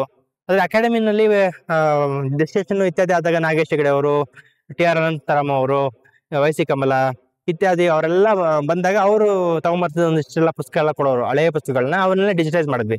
ಆದರೆ ಇಲ್ಲ, ಇದನ್ನ ಜನರಿಂದನೇ ಕಂಟಿನ್ಯೂ ಮಾಡಬೇಕು ನಮ್ಮ ಸಂಚಯ ಇತ್ಯಾದಿಗಳ ಮೂಲಕ ಅಂತ ಅಂದ್ಬಿಟ್ಟು ನಾವೇನ್ ಮಾಡಿದ್ವಿ, ನಿಮ್ಮ ಕಪಾಟಿನಲ್ಲಿ ಮತ್ತೆ ಅಟ್ಟದಲ್ಲಿ ಹಾಳಾಗ್ತಿರುವಂತ ಎಲ್ಲ ಕನ್ನಡ ಪುಸ್ತಕಗಳನ್ನ ತೆಗೆದು ನಮ್ಗೆ ಯಾಕೆ ನೀವು ಕೊಡಬಾರ್ದು, ಅವುಗಳನ್ನ ಒಂದಿಷ್ಟು ಏನೋ ಜೋಪಾನ ಮಾಡಿ ಅವುಗಳನ್ನ ಡಿಜಿಟೈಸ್ ಮಾಡಿ ನಿಮ್ಗೆ ವಾಪಸ್ ಕೊಡ್ತೀವಿ ಅಂತ ಒಂದು ಸಣ್ಣದೊಂದು ಪೋಸ್ಟ್ ಆಗ್ತದೆ ಫೇಸ್ಬುಕ್ ಅಲ್ಲಿ. ಸೊ ನಮ್ಮ ಪುಸ್ತಕ ಸಂಚಯದ ಕೆಲಸ ಆಗಿತ್ತಲ್ಲ ಅದೇ ರೀತಿ.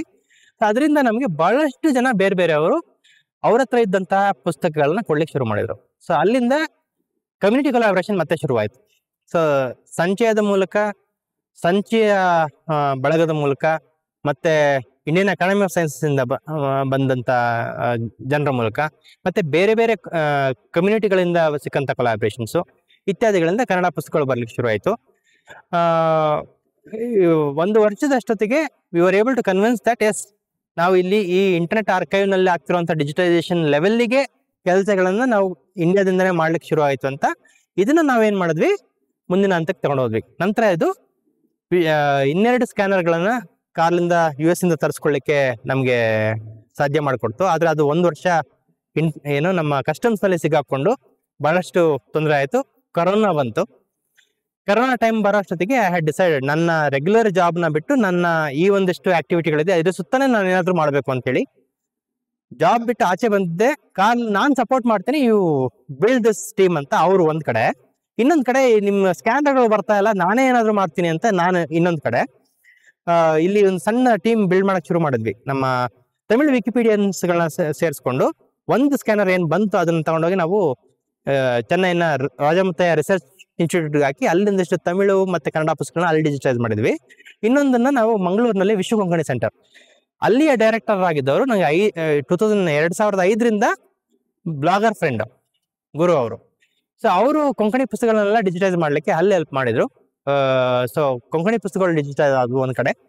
ಇನ್ನೊಂದ್ ಕಡೆ ಈ ರೀತಿಯ ಕೊಲಾಬ್ರೇಷನ್ ಬಿಲ್ಡ್ ಆಗ್ಲಿಕ್ಕೆ ಶುರು ಆಯ್ತು. ಸೊ ನಂತರದ ದಿನಗಳಲ್ಲಿ ಕರೋನಾದ ಮಧ್ಯದಲ್ಲಿ ಈ ಸ್ಕ್ಯಾನರ್ಗಳನ್ನ ನಾವು ಇಲ್ಲೇ ಬೆಂಗಳೂರಿನಲ್ಲಿ ಮ್ಯಾನುಫ್ಯಾಕ್ಚರ್ ಮಾಡ್ಲಿಕ್ಕೆ ಶುರು ಮಾಡಿದ್ವಿ through my another entity. So manufacture ಮಾಡಿದ ತಕ್ಷಣ ನಮಗೆ ಒಂದು we could bring down the cost. ಇನ್ನು ಇಲ್ಲಿ ಮೇಡ್ ಇನ್ ಇಂಡಿಯಾ ಇದು ಆಯ್ತು. ಆ ಒಂದು ಇಂಟರ್ನೆಟ್ ಆರ್ಕೈವ್ಗಿಂತ ಏನು ನಮಗೆ ಬೇಕಾಗಿರುವಂತ ಸ್ಕ್ಯಾನರ್ಗಳನ್ನ ಬಿಲ್ಡ್ ಮಾಡ್ಕೊಳ್ಳಿಕ್ಕೆ ಶುರು ಆಯ್ತು. ಇನೋವೇಷನ್ ಮಾಡ್ಲಿಕ್ಕೆ ಆಯ್ತು. ಅದ್ರ ಮೇಲೆ we are able to optimise that. ಇವತ್ತಿಗೆ ಪ್ರತಿ ತಿಂಗಳಿಗೆ 10ರಿಂದ 15 ಲಕ್ಷ ಪುಟಗಳನ್ನ ನಾವು ಗಾಂಧಿ ಭವನದ ಡಿಜಿಟೈಸೇಷನ್ ಸೆಂಟರ್ ಇಂದ ನಾವು ಡಿಜಿಟೈಸ್ ಮಾಡ್ತಾ ಇದೀವಿ. ಬಟ್ ಇದು ಕನ್ನಡಕ್ಕೆ ಅಷ್ಟೇ ಸೀಮಿತವಾಗಿಲ್ಲ, ಬಟ್ ಬೇರೆ ಎಲ್ಲಾ ಭಾರತದ ಭಾಷೆಗಳಿಗೆ ಇದು ಹರಡ್ಕೊಂಡಿದೆ. ಈ ಸರ್ವೆನ್ಸ್ ಆಫ್ ನಾಲೆಜ್ ನಲ್ಲಿ ನಾವೇನು ಶುರು ಮಾಡಿದ್ವಲ್ಲ ಕೆಲಸ, ಡಿಜಿಟೈಸ್ ಮಾಡ್ಬೇಕು ಅಂತ ಇತ್ತು. ಆದ್ರೆ ಹೇಗೆ ಮಾಡ್ಬೇಕು ಅನ್ನೋದನ್ನು ಮತ್ತೆ ನಾವೇ ಡಿಸೈಡ್ ಮಾಡ್ತಾ ಹೋದ್ವಿ. ಪುಸ್ತಕಗಳನ್ನ PDF ಆಗಿ ಕೊಟ್ರೆ ಏನ್ ತೊಂದರೆ ಅಂತ ನಮಗೆ ದಶಕಗಳ ಹಿಂದೆನೆ ಗೊತ್ತಾಗಿತ್ತು ಡಿಜಿಟಲ್ ಲೈಬ್ರರಿ ಆಫ್ ಇಂಡಿಯಾದ ಇಶ್ಯೂ ಇಂದ.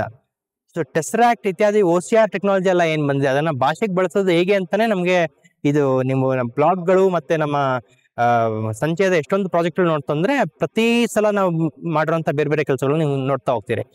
ನಾವ್ ಯಾಕೆ OCR ಅನ್ನು ಕೂಡ ನಾವು ಈ ಡಿಜಿಟೈಸೇಷನ್ ಇದರಲ್ಲಿ ಇದು ಮಾಡಬಾರ್ದು ಅಂತ ಯೋಚನೆ ಮಾಡಿದಾಗ ಇಮಿಡಿಯೇಟ್ ಆಗಿ ನಮ್ಮ ಇಂಟರ್ನೆಟ್ ಆರ್ಕೈವ್ಗೆ ನಾವು ಈ ಐಡಿಯಾನ ಪುಷ್ ಮಾಡ್ಲಿಕ್ಕೆ ಸಾಧ್ಯ ಆಯ್ತು. ಸುಶಾಂತ್ ಸಿನ್ಹಾ ಇಂಡಿಯಾ ಕಾನೂನ್ ಏನು ಬಿಲ್ಡ್ ಮಾಡಿದ್ರು, ಅವರು ಗೂಗಲ್ ವಿಷನ್ API ಇಟ್ಕೊಂಡು ನಮ್ಮ ಕಾರ್ಲ್ ಅವರು ಅಪ್ಲೋಡ್ ಮಾಡಿದಂತ ಎಲ್ಲ ಪಬ್ಲಿಕ್ ಲೈಬ್ರರಿ ಆಫ್ ಇಂಡಿಯಾ ಮತ್ತೆ ಇಂಡಿಯನ್ ಗೆಜೆಟಿಯರ್ಗಳನ್ನ OCR ಮಾಡಿ, ಇಲ್ಲ OCR ವರ್ಕ್ ಆಗುತ್ತೆ ಅಂತ ಅವರು ತೋರಿಸಿದ್ರು. ಅದನ್ನ ನಾವು ಟೆಸ್ಟ್ ಮಾಡಿ ಬೇರೆ ಬೇರೆ ಭಾಷೆಗಳಿಗೂ ಟೆಸ್ಟ್ ಮಾಡಿ ಅದನ್ನ ನಾವು ಇಂಟರ್ನೆಟ್ ಆರ್ಕೈವ್ಗೆ ತೋರಿಸಿದ್ವಿ.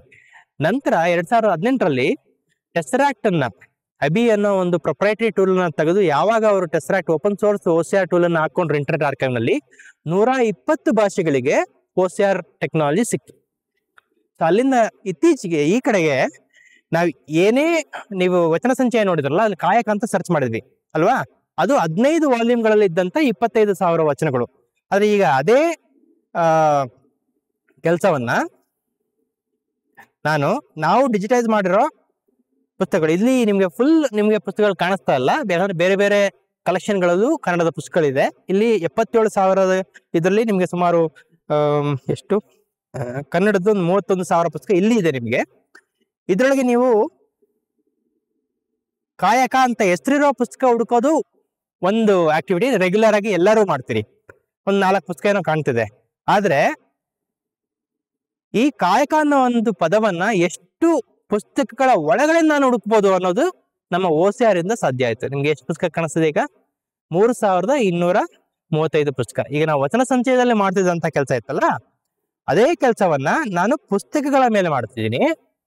ಪುಸ್ತಕದಲ್ಲಿ ಯಾವ ಸಾಲಲ್ಲಿ ಯಾವ ಪುಟದಲ್ಲಿ ನಿಮ್ಗೆ ಕಾಯಕ ಇದೆ ಅನ್ನೋದನ್ನ ನೀವು ಈಗ ನೋಡ್ತೀರಿ. ಇದು ಸಾಧ್ಯ ಆಗಿತ್ತು OCR ಇಂದಾಗಿ. ಈಗಾಗಲೇ ಪೇಜ್ ನಂಬರ್ 36ಕ್ಕೆ ಕರ್ಕೊಂಡು ಹೋಯ್ತು, ಯಾವ ಪುಟದಲ್ಲಿ ಯಾವ ಸಾಲಲ್ಲಿ ಇದೆ. ಈಗ ನೀವು ಬರೀ ವಚನಗಳು ಅಷ್ಟೇ ಅಲ್ಲ, ಯಾವುದೇ ಒಂದು ಸಾಹಿತ್ಯ ಡಿಜಿಟೈಸ್ ಆಗಿ ಅದು ಜನರಿಗೆ ಸಿಗುತ್ತೆ ಅಂತಂದ್ರೆ ಆ ಒಂದು ಪುಸ್ತಕದಲ್ಲಿ ಪದದ ಬಳಕೆ ಯಾವ ಸಂದರ್ಭದಲ್ಲಿ ಹೇಗಾಯ್ತು ಅನ್ನೋದನ್ನ ನೀವು ರಿಸರ್ಚ್ ಮಾಡಬಹುದು. ಸೊ ಈ ಒಂದು ಮಟ್ಟದವರೆಗೆ ನಮ್ಮ ಡಿಜಿಟೈಸೇಷನ್ ಕೆಲಸಗಳು ಬೇರೆ ಬೇರೆ ರೂಪ ತಗೊಂಡು ಬೇರೆ ಬೇರೆ ಸಮುದಾಯ ಯೋಜನೆಗಳು ಮತ್ತೆ ಸಹಕಾರಗಳೊಂದಿಗೆ ಇಲ್ಲಿವರೆಗೂ ಬಂದು ನಿಂತಿದೆ. ಇದು ಒಟ್ಟಾರೆ ಆಗಿ ನಾನು ಹೇಳ್ಬೇಕು ಅಂತಿದ್ದ ಒಂದಿಷ್ಟು ಮಾಹಿತಿ. ಈಗ ನಿಮ್ಗೆ ಪ್ರಶ್ನೆಗಳಿದ್ರೆ ಅದಕ್ಕೆ ಉತ್ತರ ಕೊಡೋದ್ರ ಮೂಲಕ ನಾ ಈ ಒಂದು ಕಾನ್ವರ್ಸೇಷನ್ಗಳನ್ನ ಕಂಟಿನ್ಯೂ ಮಾಡಬಹುದು. ಈಗ ನಮ್ಗೆ AI ಟೆಕ್ ಎಲ್ಲ ಮಾತಾಡುವಾಗ ಕನ್ನಡದ ಪದ ಆಕ್ಯುರೇಟ್ಲಿ ಯೂಸ್ ಮಾಡ್ಲಿಕ್ಕೆ ಕಷ್ಟ ಆಗುತ್ತೆ.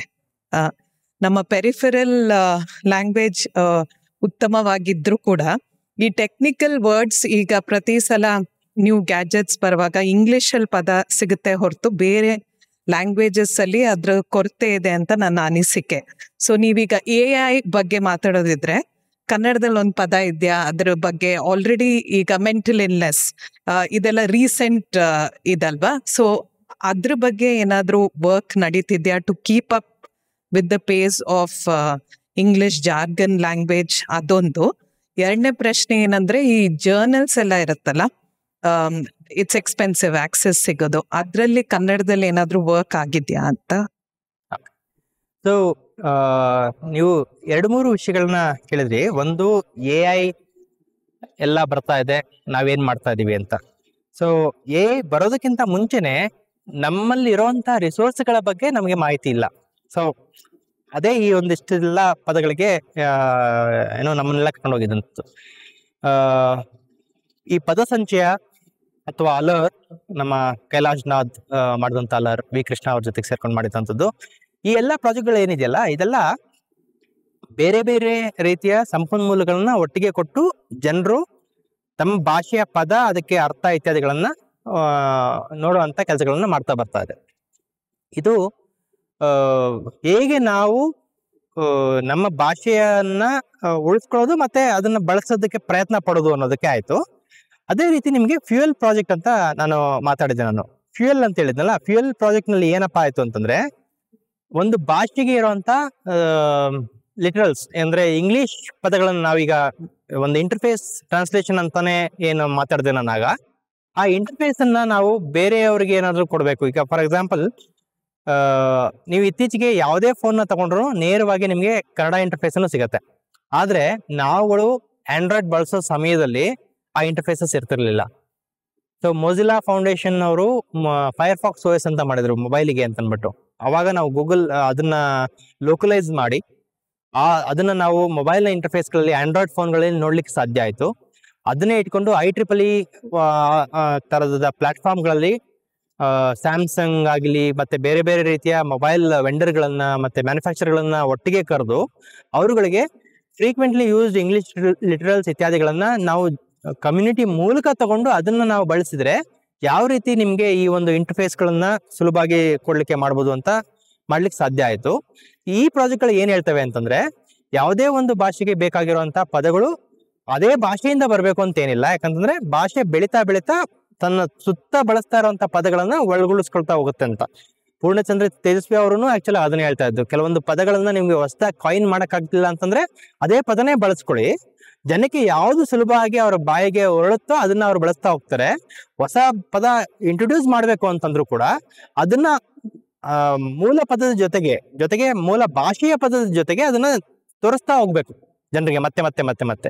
ಇವತ್ತು ಏನೋ ಕೆಲವೊಂದು ಪದಗಳನ್ನ ನಾವು ಸುಲಭವಾಗಿ ಬಳಸ್ತೀವಿ, ಮಿಂಚಂಚೆ ಅಂತ ಬಳಸ್ತೀವಿ ಇಮೇಲ್ಗೆ ಅಲ್ವಾ.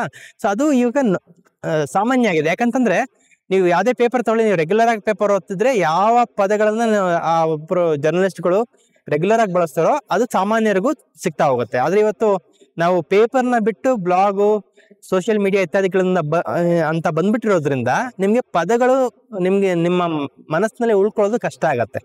ಅದರಿಂದ ಟೆಕ್ನಾಲಜಿ ಅಂತ ಬಂದಾಗ ನಾವು ಟೆಕ್ನಾಲಜಿ ಯಾವ ಭಾಷೆನಲ್ಲಿ ಅದನ್ನ ಆದಷ್ಟು ಬಳಸ್ತೀವೋ ಅದನ್ನ ನಾವು ಬಳಸಲಿಕ್ಕೆ ಹೋಗ್ತೀವಿ. ಇಂಟರ್ಫೇಸ್ ಇತ್ಯಾದಿ ಅಂತ ಬಂದಾಗ ಅದು ಒಂಥರ ಸ್ಟ್ಯಾಂಡರ್ಡ್, ಆ ಇಂಟರ್ಫೇಸ್ಗಳು ಬದಲಾಗಲ್ಲ, ಮೆನುಗಳು ಬದಲಾಗಲ್ಲ.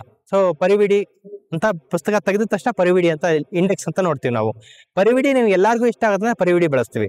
ಇಲ್ಲ ಅದಕ್ಕೆ ಕನ್ನಡದೇ ಪದ ಬೇಕು ಅಂತಂದ್ರೆ ಇನ್ನೊಂದು ಸಮುದಾಯ ಬರೀ ಆ ರೀತಿಯ ಪದಗಳಿಗೆ ಒಂದಿಷ್ಟೆಲ್ಲ ಕೆಲಸ ಮಾಡ್ತಾ ಇದೆ. ಆ ಪದಗಳಲ್ಲಿ ಯಾವ್ದಾದ್ರು ಒಂದು ಕ್ಲಿಕ್ ಆಯ್ತು, ಅದು ಜನ ಬಳಸ್ತಾರೆ ಅಂತಂದ್ರೆ ನಾಳೆಯಿಂದ ನೀವು ಆ ಪದಗಳನ್ನ ಬಳಸಲಿಕ್ಕೆ ಶುರು ಮಾಡ್ತೀರಿ. ಈ AI ಇತ್ಯಾದಿಗಳ ಬಗ್ಗೆ ಮಾತಾಡಬೇಕು ಅಂತಂದ್ರೆ AI ಒಂದು ಭಾಷೆಗೆ ನಾವು ಅಳವಡಿಸ್ಕೊಳ್ಳಿಕ್ಕೆ ಮುಂಚೆ ನಮ್ಗೆ ಬೇಕಾಗಿರುವಂತ ಕಂಪ್ಯೂಟರ್ನಲ್ಲಿ ಬೇಕಾಗಿರುವಂತ ಕೆಲವೊಂದು ಸಲಕರಣೆಗಳಿದಾವ ಅನ್ನೋದೇ ಒಂದು ಫಸ್ಟ್ ಕ್ವೆಶ್ಚನ್. ಈಗ ಪದಗಳ ಬಗ್ಗೆ ನೋಡಿದ್ವಿ, ವಿ ಕೃಷ್ಣ ಅವರ ಇಡೀ ಡಿಕ್ಷನರಿಯನ್ನ ಅವರು ಓಪನ್ ಲೈಸೆನ್ಸ್ ಆಗಿ ಮಾಡಿಕೊಟ್ರು.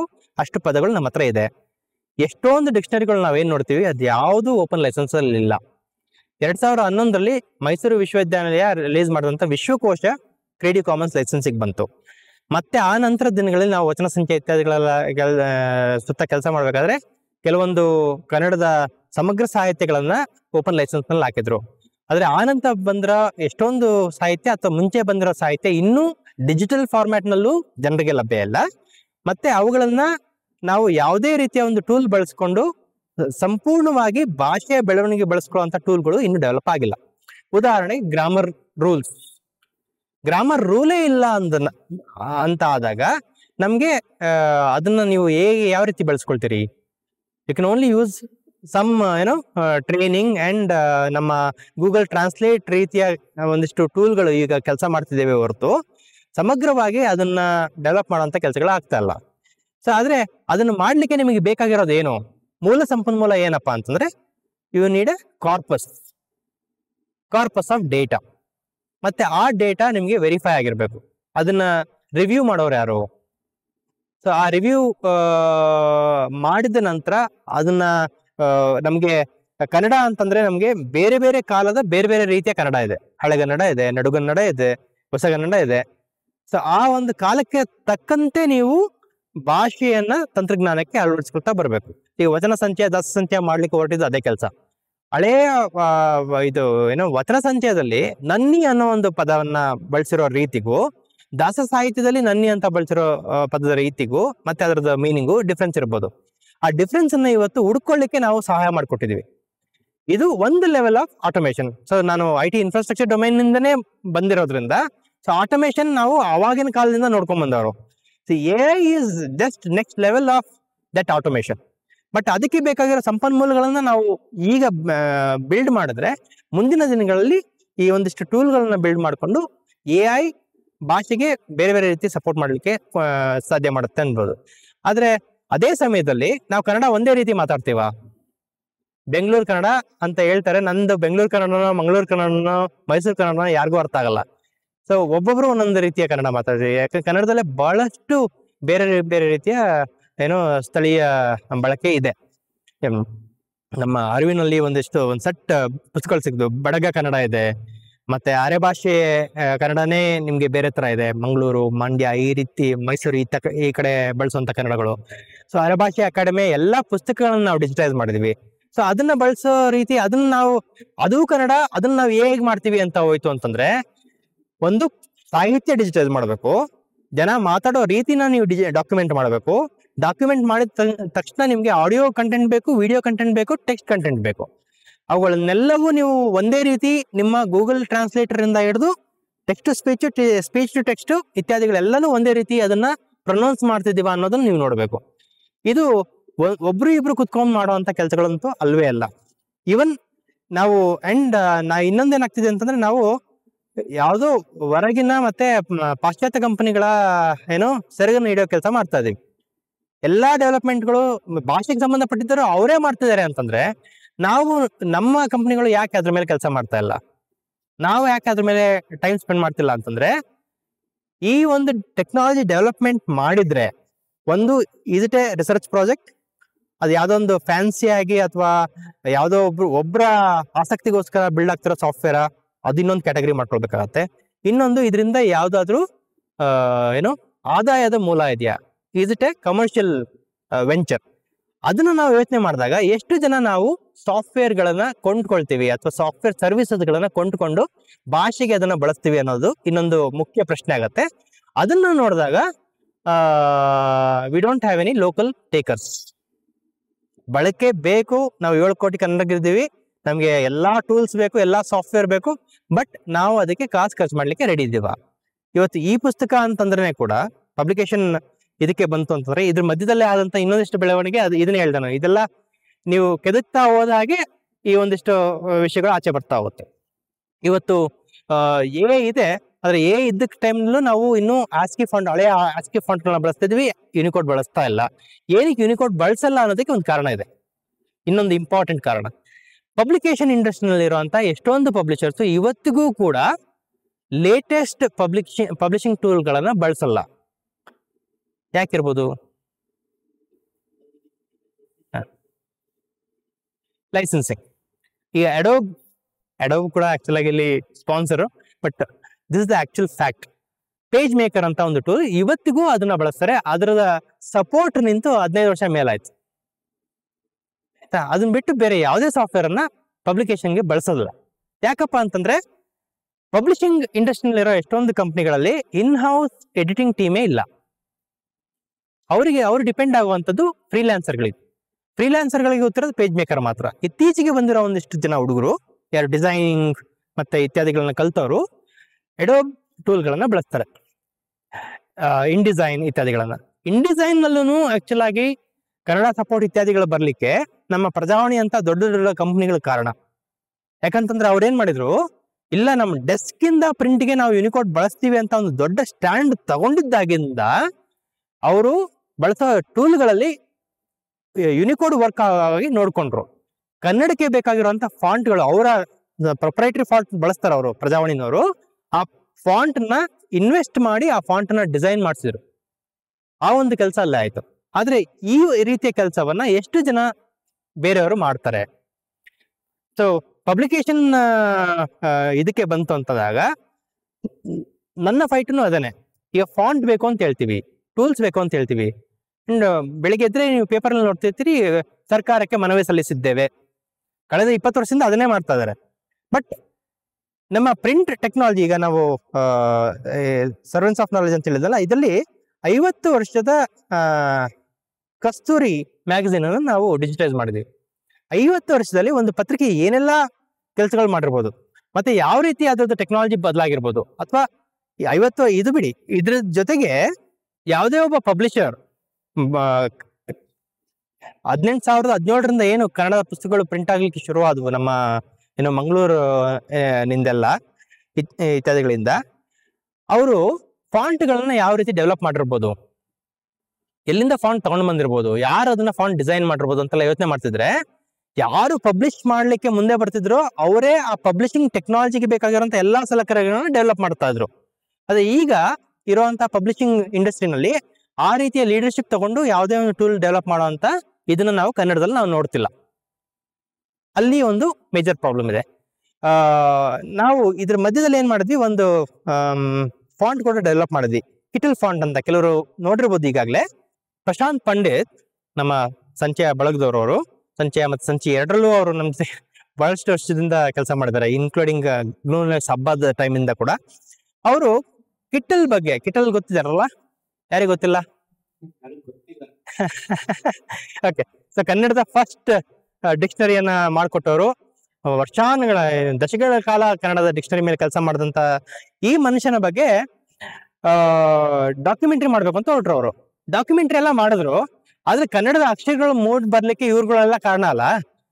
ಅವರ ಪುಸ್ತಕದಲ್ಲಿ ಬಂದಂತಹ ಪುಸ್ತಕಗಳಲ್ಲಿ ಇರುವಂತಹ ಅಕ್ಷರಗಳನ್ನ ನಾನು ಯಾಕೆ ಮೂಡಿಸ್ಬಾರ್ದು ಅಂತ ಹೇಳಿ ಅವರು ತಲೆಗೆ ಹುಳ ಬಿಡ್ಕೊಂಡು ಕಿಟಲ್ ಫಾಂಟ್ ಮಾಡಿದ್ದು. ಆ ಕಿಟಲ್ ಫಾಂಟ್ ಇವತ್ತು ನೀವು ಸುಲಭವಾಗಿ ಅದನ್ನ ಡೌನ್ಲೋಡ್ ಮಾಡಿ ನೋಡ್ಬೋದು. ಆದ್ರೆ ಇದೇ ನನ್ನ ತಲೆನಲ್ಲಿ ಇದ್ದಂತ ಇನ್ನೊಂದು ಪ್ರಾಜೆಕ್ಟ್. ಹಳೆಯ ಪುಸ್ತಕಗಳಿರುವಂತ ಕ್ಯಾರೆಕ್ಟರ್ಗಳನ್ನ ತೆಗೆದ್ರೆ ಅವುಗಳನ್ನ ನಾವೇನಾದ್ರೂ ಫಾಂಟ್ ಗಳನ್ನ ಕನ್ವರ್ಟ್ ಮಾಡಿದ್ರೆ ಆಪ್ಟಿಕಲ್ ಕ್ಯಾರೆಕ್ಟರ್ ರೆಕಗ್ನಿಷನ್ ಅನ್ನೋ ಟೆಕ್ನಾಲಜಿನಲ್ಲಿ ಆ ಫಾಂಟ್ ಗಳನ್ನ ಟ್ರೈನ್ ಮಾಡಿ ಸುಲಭವಾಗಿ ಹಳೆಯ ಪುಸ್ತಕಗಳನ್ನ ಓದ್ಲಿಕ್ಕೆ ಸಾಧ್ಯ ಆಗತ್ತೆ ಅಂತ. ಸೊ ಈ ಡಿಸ್ಕಷನ್ ಆಗ್ತಾನೆ ಇತ್ತು. ಅವರ ಫಿಲ್ಮಿಂದಾಗಿ ಆ ಒಂದು ಕೆಲಸ ಮುಂದಕ್ಕೆ ಬಂತು. ಸೊ ಈ ಫಾಂಟ್ ಅನ್ನ ನಾವು ತಗೊಂಡ್ ಬಂದ್ವಿ. ಆ ನಂತರ ಯಾರ್ಯಾರು ಈ ಫಾಂಟ್ ಗಳ ಸುತ್ತ ಕೆಲಸ ಮಾಡ್ತಾರೆ, ನಮ್ಮ ಮಲಯಾಳಂನಲ್ಲಿ ಫಾಂಟ್ ಗಳ ಸುತ್ತ ಕೆಲಸ ಮಾಡ್ತಿರುವಂತ ಸಂತೋಷ್ ತೊಟ್ಟಿಂಗಾಳ್ ಇರ್ಬೋದು, ಮತ್ತೆ ಮೈಸೂರಿನಲ್ಲಿ ಇರುವಂತ ಏನೋ ಮಂಜುನಾಥ್, ನಮ್ಮ ವೈಷ್ಣವಿ ಮೂರ್ತಿ, ಗೂಗಲ್ ಮತ್ತೆ ಇತ್ಯಾದಿ ಅಡೋ ಫಾಂಟ್ ಗಳ ಮೇಲೆಲ್ಲ ಕೆಲಸ ಮಾಡಿರುವಂತರು, ಇವರೆಲ್ಲ ಸೇರಿಸಿ ಒಂದಿಷ್ಟೆಲ್ಲ ಡಿಸ್ಕಷನ್ ಎಲ್ಲ ಮಾಡಿ ಅವು ಏನ್ ಮಾಡ್ಲಿಕ್ಕೆ ಹೊರಟಿದೀವಿ, ಏನೆಲ್ಲ ಟೂಲ್ಸ್ ಬಳಸ್ಬೋದು, ಯಾವ್ದೆಲ್ಲ ಟೆಕ್ನಾಲಜಿ ಜೊತೆಗಿದೆ ಅದನ್ನೆಲ್ಲ ತಗೊಂಡು ಕಿಟಲ್ ಫಾಂಟ್ ಆಚೆ ಬಂತು. ಇದಾದ ನಂತರ ಕೆಲಸ ಇಷ್ಟಕ್ಕೆ ನಿಲ್ಲಲ್ಲ. ಈ ಫಾಂಟ್ ಗಳನ್ನ ಬಳಸೋದು ಹೇಗೆ ಇತ್ಯಾದಿ ಅದು ಮುಂದೆ ನಡೀತಾ ಹೋಗ್ತಾ ಇದೆ. ಇದಾದ ನಂತರ ನಾವೇನ್ ಮಾಡಿದ್ವಿ, ಸುಮಾರು 3,500 ಪುಸ್ತಕಗಳನ್ನ ನಾವು ಒಟ್ಟಿಗೆ ಹಾಕಿ ಬೇರೆ ಬೇರೆ ಪ್ರಿಂಟಿಂಗ್ ಪ್ರೆಸ್ಗಳಲ್ಲಿ ಪ್ರಿಂಟ್ ಆಗಿರುವಂತ ಪುಸ್ತಕಗಳ ಒಂದು ಪಟ್ಟಿ ಮಾಡಿದೀವಿ. ಈಗ ನಮ್ಮ ಶೈಲಿ ಸಂಚಯ ಅಂತ ಪ್ರಾಜೆಕ್ಟ್ ನಲ್ಲಿ ಈ ಪುಸ್ತಕದ ಒಳಗಡೆ ಇರುವಂತ ಕ್ಯಾರೆಕ್ಟರ್ಗಳನ್ನ ಎಕ್ಸ್ಟ್ರಾಕ್ಟ್ ಮಾಡಿಬಿಟ್ಟು ಯಾವುದೇ ಫಾಂಟ್ ಡಿಸೈನರ್ ಅಥವಾ ಯಾರಾದ್ರೂ ನಮಗೆ ಜೊತೆಗೆ ಕೆಲಸ ಮಾಡ್ಲಿಕ್ಕೆ ಇಷ್ಟಪಡ್ತಾರೆ ಅಂತಂದ್ರೆ ಅವರಿಂದಾಗಿ ಈ ಫಾಂಟ್ ಗಳನ್ನ ರೀಕ್ರಿಯೇಟ್ ಮಾಡ್ಲಿಕ್ಕೆ ಇವತ್ತು ಸಾಧ್ಯ ಮಾಡ್ಕೊಳ್ತಾ ಇದೀವಿ. ಮುಂದಿನ ದಿನಗಳಲ್ಲಿ ಹಳೆಯ ಪುಸ್ತಕಗಳನ್ನ ನೀವು ಯೂನಿಕೋಡ್ ನಲ್ಲಿ ನೇರವಾಗಿ ಓದ್ಲಿಕ್ಕೆ, ಕೇಳಿಸೋಕೆ, ಮಾಡ್ಲಿಕ್ಕೆ ಸಾಧ್ಯ ಆಯ್ತು ಅಂತಂದ್ರೆ ಡೆವಲಪ್ ಆಗ್ತಿರುವಂತಹ AI ಟೂಲ್ಗಳನ್ನ ಕನ್ನಡದ ರಿಸರ್ಚ್ಗೆ ಯಾವ ರೀತಿ ಬೇಕಾದ್ರೂ ನಾವು ಬಳಸ್ಕೊಳ್ಬಹುದು. ಆದ್ರೆ ಇದೆಲ್ಲ ಮೂಲ ಸಂಪನ್ಮೂಲ ಅಷ್ಟೇ. ಅಂದ್ರೆ ಮಾಡ್ಬೇಕಾಗಿರೋ ಕೆಲಸ ಬಹಳಷ್ಟಿದೆ. ಇದು ಒಂದು ಆ ಥರದ್ದು ಒಂದು ಕೆಲಸ.